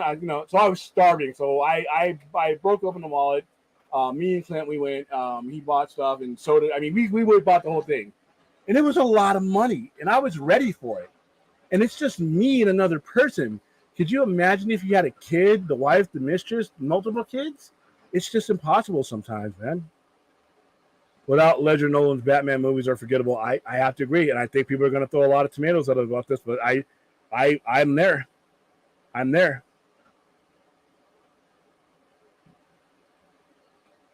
Butt rock. Okay, I'm afraid to ask where we are with that. They could already be working on the CGI. Yeah, they could already be working on the CGI, but how many things? I mean, and especially if we're talking about Superman Legacy, James Gunn, just like any visionary, they when they do their dailies and stuff like that, they change a lot of that stuff. So the post-production like CGI may have to change with it. You know what I mean? There's things. I mean, you guys all know this, but there's things called dailies where the producers and the financiers and the lenders and all that, and the directors, and sometimes the directors, they sit down and everything that they've done, they watch it and they see, how does this play out? Does this play out on the big screen for everybody is the way I thought it? Sometimes it does and they go on, sometimes it doesn't, and they have to redo things. And that means everything else that was calibrated to that has to change with it. So, like I said, I just don't know. Who's Omar? Oh, man. Monkey Jeebus, Google The Wire. Google The Wire, and then if you have HBO, you need to go watch The Wire. It's one of the best things HBO ever put out. It's legendary. Omar is like the main. I mean, it's a story about Baltimore, Baltimore drug trade, and it's told from the point of view of the cops, some of them crooked, and the drug dealers that are in this particular neighborhood. Called The Wire, and the guy who played Omar, he passed away recently of a drug overdose, which sucks. But go watch The Wire, man. If you and let me and Jeebus, give it a chance and get back to me and let me know how you feel about it. All right.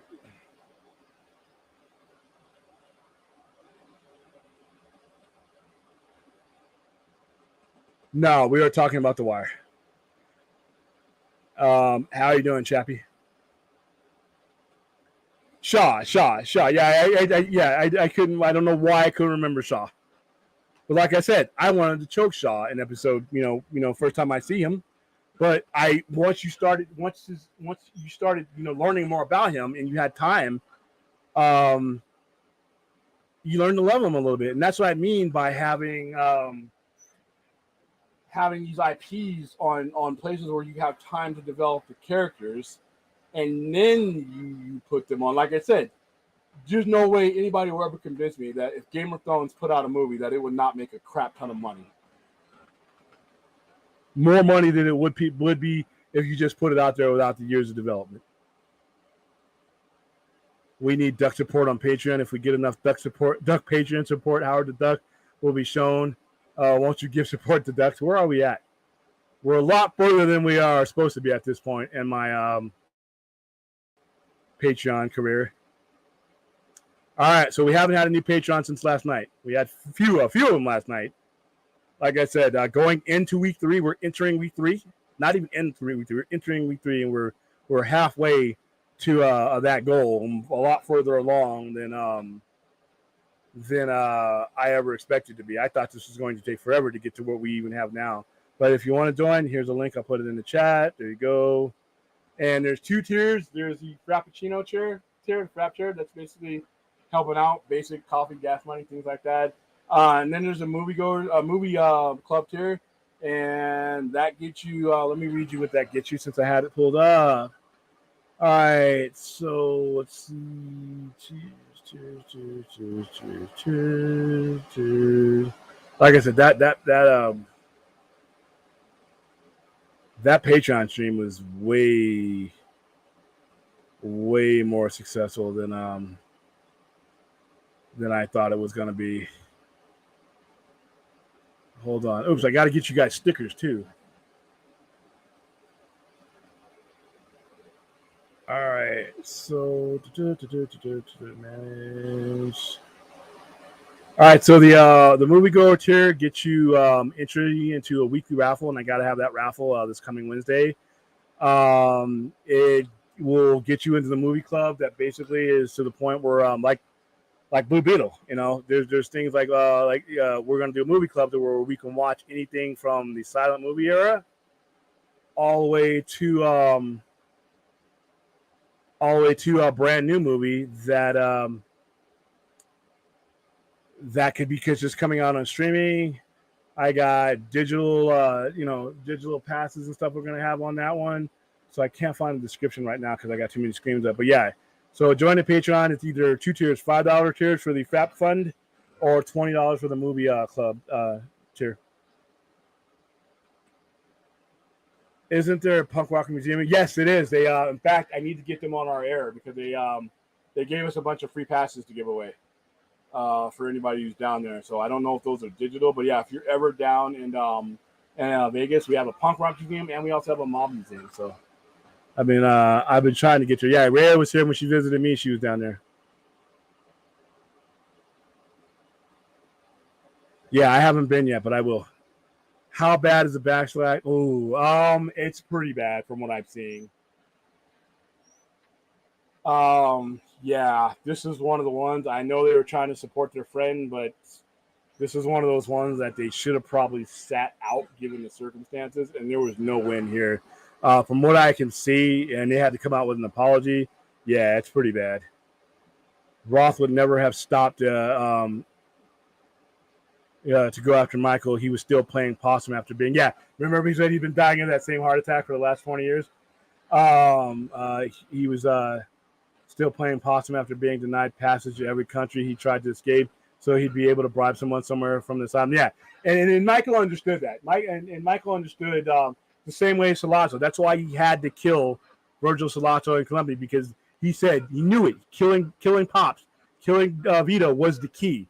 He had to eliminate Vito Corleone at that time because he was not going to negotiate the drug trade with him. So I love that movie. I love The Godfather. I have memorized The Godfather. I could sit here and I could lip sync The Godfather. There's 2 movies that I could lip sync without fail: The Godfather and possibly The Godfather 2. And Blade Runner. Not quite as much with Blade Runner 2049, but I'll get there. I could do the baseline test, but with Godfather, word for word, from the opening, when he's talking to Venezuela about the how much should I pay you? And he's like, I come to America, okay, good life and all that stuff, and he's like, and you don't even see Vito Corleone's face until he comes up to him and tells him what he wants. He's like, that I cannot do. And Venezuela's like, how much should I pay you? And then he's like, Venezuela, we've known each other for years. My wife even stood godmother to your only child. But yet you never come to me for counsel. You never come to me for advice. You don't even think to but yet you come to me on my father. I'm busy today, but I know I could do it if I sat. You come to me on the day of my daughter's to be married, and you ask for murder for money. He's like, I asked for revenge. He said, that is not revenge. Your daughter's still alive. And then he's like, make them suffer. And then he's like, then he gets up with, lets the cat off. I mean, like I said, I love that movie with a passion. That's a 3-hour movie that it goes by like 10 minutes for me. All right, Ray, give me Harvey. Nice. I'm going to Vegas next month. Hey, Azteca, make sure you come visit me so we can get selfies. Hot take. 3 was weak because Michael wouldn't have lamented Fredo's death as much as I think he did in 3. Oh, that's a hot take. Okay, so I'm gonna read this. He wouldn't apologize for his actions building his empire. He only sought optical legitimacy. I think the other stuff with Immobilier, yes. But I do think he was tired. I do think that he had seen the effects that it had on his son, even though they still adored him and loved him, and he had on his daughter, and that he had on Kay, who he still loved, even though they weren't together. And that he looked around and he was alone, and he didn't like that. And everybody that he had nobody to anchor him in the legitimate role. Even Connie. Connie became ruthless after she moved back in with him.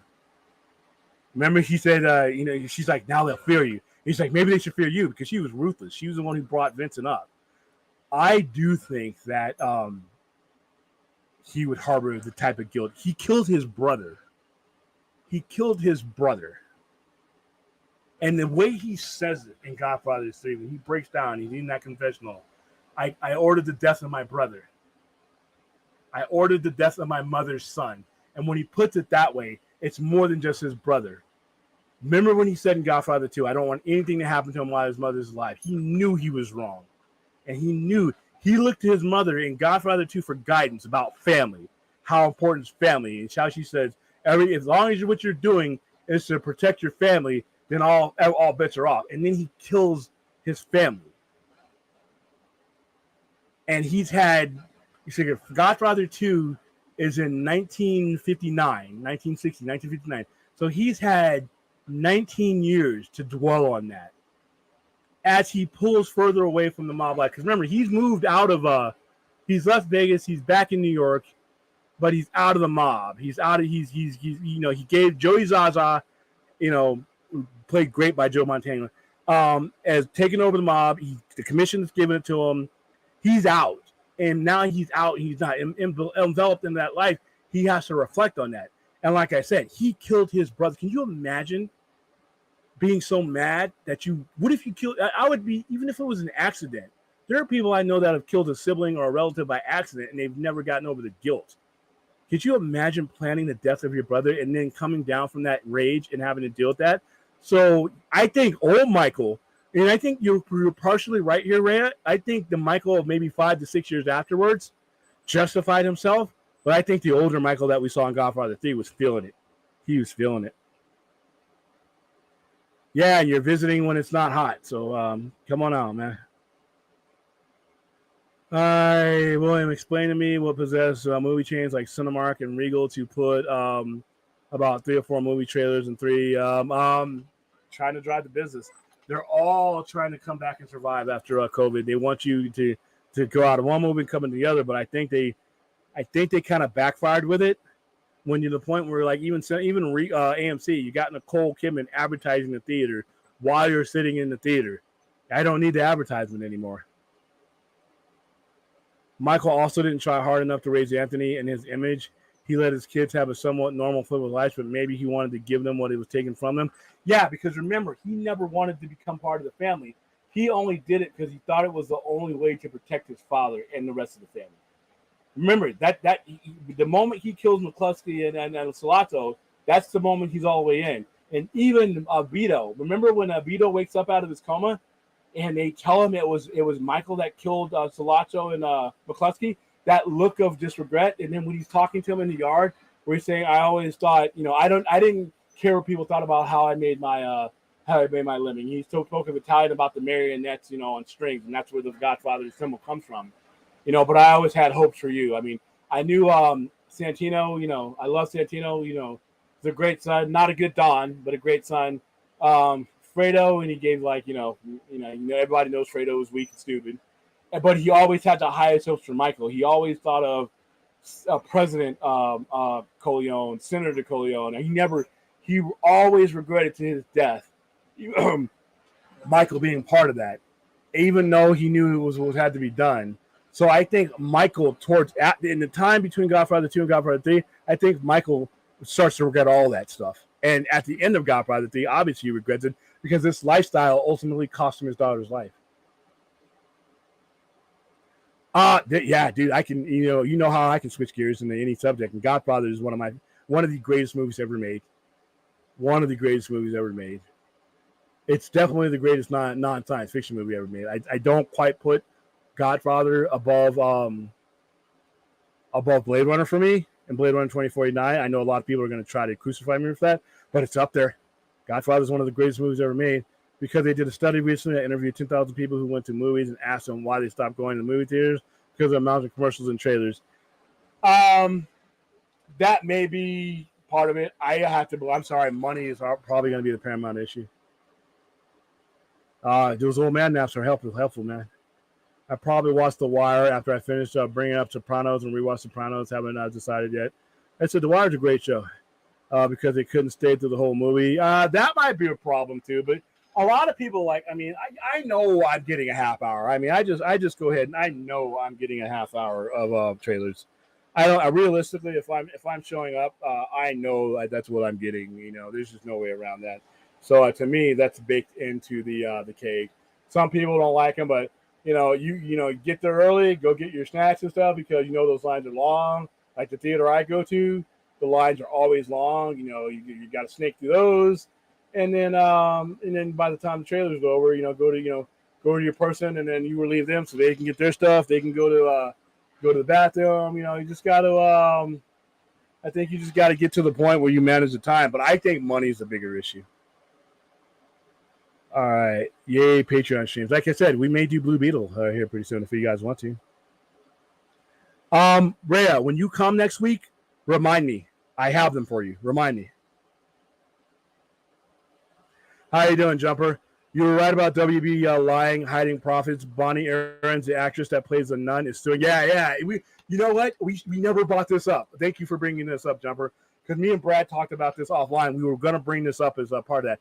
WB, she's supposed to get a cut of the merchandise, but they're hiding the merchandise numbers. Yeah, right there.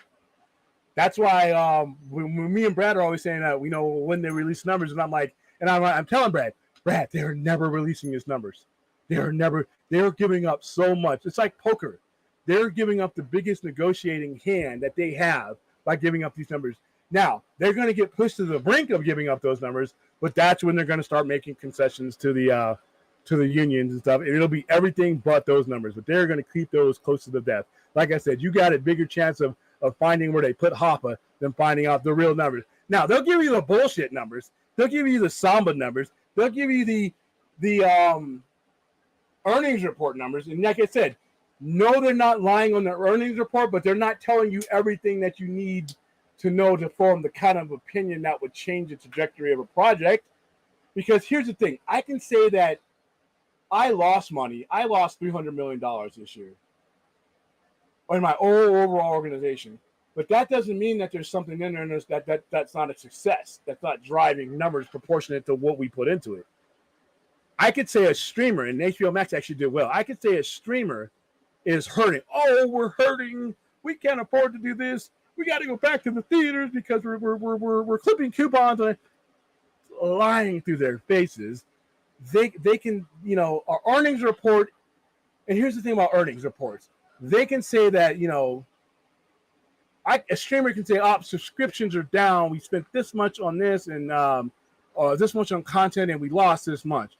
All right. On a quarterly earnings statement, they can say that. And in that particular moment, it may be true. They may not be lying in this particular moment. But guess what? Depends on how long and where they're stretching out how that money is made and where that money is made.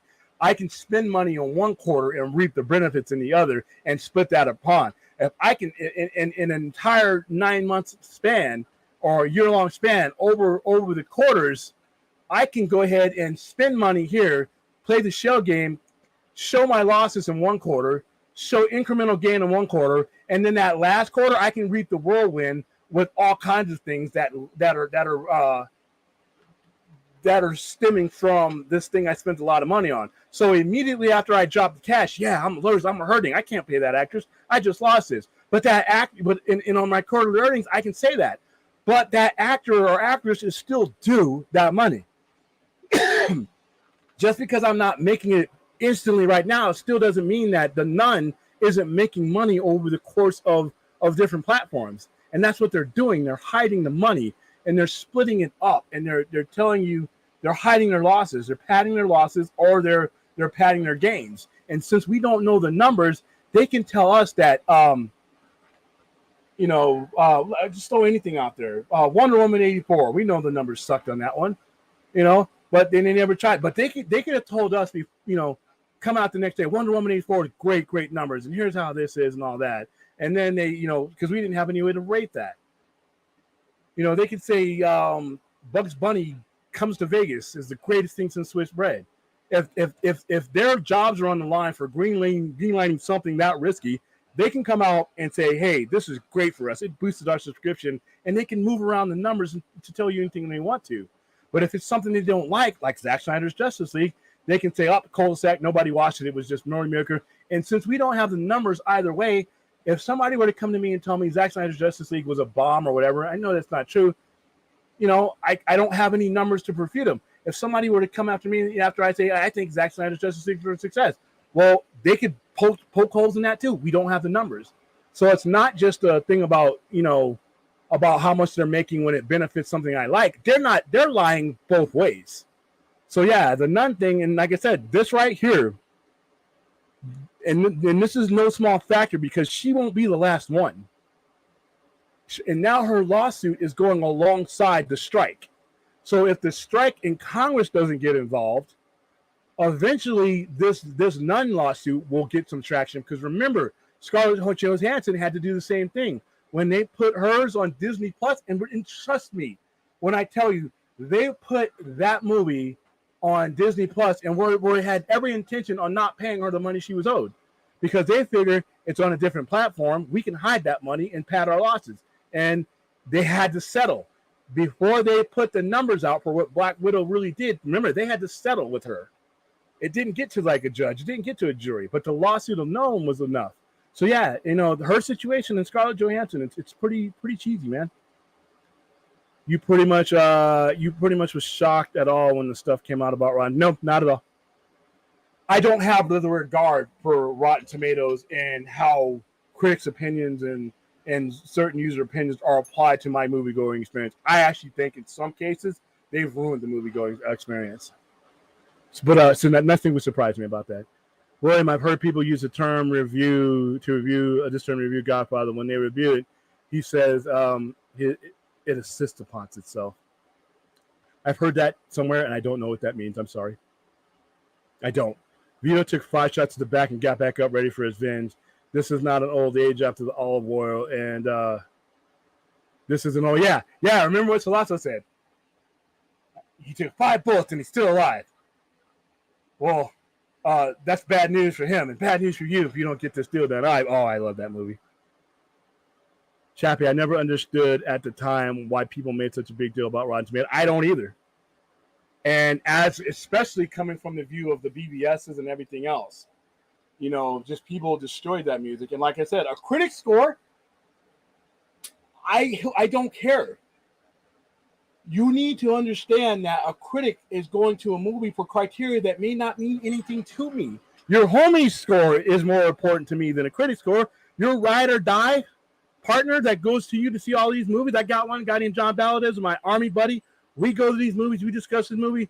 His opinion might mean something more to me than some random guy that I'll never meet who does not know my tastes and sensibilities when in movies. I don't care about that. I'm not going to spend my money based on what he says. My homie, yeah, because a lot of times we bought each other's movies. So yeah, I think we have an issue there. But I've given up on those things a long time ago. I've done streams of how much, and that in the trades. Between critics and the trades, I think they have hurt the movie-going experience to a certain extent.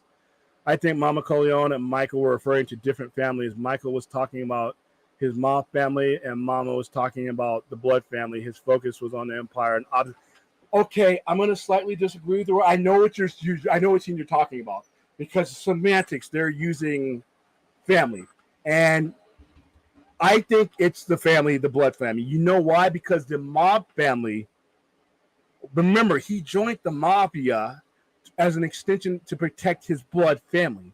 So even though these other criminals are involved, the core of the Corleone family to me is the Corleone aspect of it.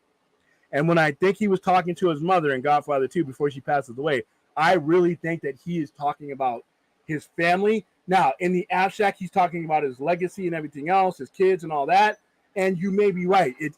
I think he can no longer. I think the core of that conversation was the blood family, but you're right. I do not think he can any longer distinguish the two. He justifies his paranoia by his love for the blood family, but in fact, you're right. It really is the mob. It's an interesting Godfather combination. I don't think Ashton Kutcher and Mila Kushner are terrible people at all. They just support their friend. And yeah, they knew, they admit, and when you go to sentencing hearings, you get people on death row that admit they've done it and have people come vouch for them and say, hey, this person is somewhat redeemable. I mean, like I said, I am glad they got up and clarified things because it wasn't looking too good. But it's the crimes that Danny Masterson has been convicted of. You're looking at it through the lens of that, and there's some awful crimes. William, I kind of disagree with you because I watched a video on a therapist reviewing The Godfather. He says Michael is one of these people that has sociopathic. I think Michael is one of those people that develops those sociopathic. He doesn't have them in the beginning. He's not a sociopath by nature. He becomes one as a defense mechanism. He disconnects himself so that he can see things. He interprets with Vito, the lessons that Vito gave him, literally. But Vito had a heart. Michael figures, I can't have a heart. That's what made the old man weak. That's just me. Yes, William, I think William is mainly talking about the literal fallout of his actions, not his tendencies due to his, yeah, I think, I think he becomes this. Because from the beginning, if you watch now, he's a college kid. He's a college kid sitting there talking to Kay. He has no, oh my God, we've gone 2 hours and 2 minutes. He has no intentions on joining the mob. He's going to go out, use his degree, and get something else. There's no intention to, and if his father is not, the assassination attempt on Vito doesn't happen, who knows what happens. Yes, Match likes one. We've definitely been here long enough to get more than a couple of likes. Hold on. How many likes we got? Oh, we're up to 18. Cool. Woohoo. Oh, actually, no, this is a different one. I'm sorry. I'm on a different stream because I was where's my old stream? Saturday night. Let's see. Let's refresh this. Where are we at? Come on, guys. Hook me up. We are at, oh wow, we're at last. Oh wow, somebody gave me a dislike. Holy cow, that sucks. No, we're back at 9. Okay, cool. You can never tell who's giving you a dislike, but hey, sorry you didn't like the stream, but no one did. A lot of people agree with you. I don't, but I did not like The Last Jedi, but I don't hate it. Star Wars is, it's got its place in history, but I don't agree with Star Wars being a great movie, but it's all movie subjective. They show fake remorse. Michael did when he said those words. He felt guilty about killing. No, I disagree with that. I think he reached a point in his life where family meant more to him, and now not just the family. I think he's reached that age in his life where he sees his kid. He wants more for the people around him, and he's now realizing what he's squandered. So I don't think it's fake guilt because there's nobody else there. There's nobody him. He's in the confessional. He's not doing it in front of a crowd of people. He's not giving them a culpa. I really think I got the feeling that he felt guilty because he's had to live with that. I usually show up 20 minutes after the start time and still catch the last 2 ads. Oh, yeah, you're talking about the movies? Yeah. Definitely would have loved to have been part of your discussion on Rotten Tomatoes controversy because I definitely have my own thoughts. Yeah, we went kind of deep into it yesterday. I even had it on the thumbnail. The numbers are cooked anyway. They would. Why would you trust an unedited reports from a first party that uses different metrics to cost its content to tout success? Which time, subs, retention, what's success? Yeah, exactly. Wonder Woman 84 released Christmas Day so they can spin it off as success due to the captive audience and stay peak home period. Yep, and it's still an awful movie. Residual payout will require an industry-wide standard for measuring content success. There are many factors that go into across all the streaming services. How will you audit current? This is a brilliant question, and I don't have the answer for you right now, Ray. And that's actually, to be honest with you, before this strike is over, they're going to have to come up with that answer. Cool, man. Do it after the 13th. No, I'm just kidding. Do whenever you can. The dislike was for me and these poor Godfather takes. Oh, sorry. Could you seal a time or feel a time when you would be able to see Star Trek and Star Wars crossover? I think they've done it in combo form. I got to go look. I don't think they'll ever do it in theatrical now. I wonder, are writers allowed to interview right now during the strike? I don't think so. I think they have to get the approval of the union in order to do that. I don't think they're exclusively prohibited, but I think they have to get like certain approval. All right, guys. Adding an hour to your show, Godfather. No problem at all. Hey, the conversation goes where it goes, and like I said in the description, we go until you guys are done, and I just get the last question. I feel it winding down now. So hey, guys. Oh wow. Whew. Thank you for being the best part of this conversation. Thank you for bringing valuable, content to the conversation and not just spitting out, talking points. And now we are into Monday. We've done an overnighter in the place of a Sunday live stream. So thank you for being here. Thank you for your contributions. Thank you for liking and supporting the stream. And I don't know if I'll stream tomorrow. Who knows? But if I get the energy, I will be here. I will be here every night. Eventually, we'll work out a schedule as I get everything set up, and I see what nights are the strongest. Because even though I've streamed a lot these last couple of weeks, I don't know how that sustainable is. But I've had a lot to say, so there you go. All right, guys. You guys have a good morning. If you're on the East Coast, have a good morning on both coasts. And I'm gonna go eat the food I bought. And I'm probably hungry enough for more now because I've built up an appetite. Hit the like, subscribe, and as usual, if you need it, head it into the week. Mondays can be very depressing. Just the little things can get to you. Don't let them. And if the little things do seep in, do not deal with them alone. 988 Suicide and Crisis Lifeline 24/7. Proof that there is hope for you. Proof that there is light at the end of your tunnel will be recognized instantly when they pick up that phone, because you're instantly talking to somebody that has gone through what you are going through, and they will help you. All right, guys, that's it. I'm out. Have a nice morning.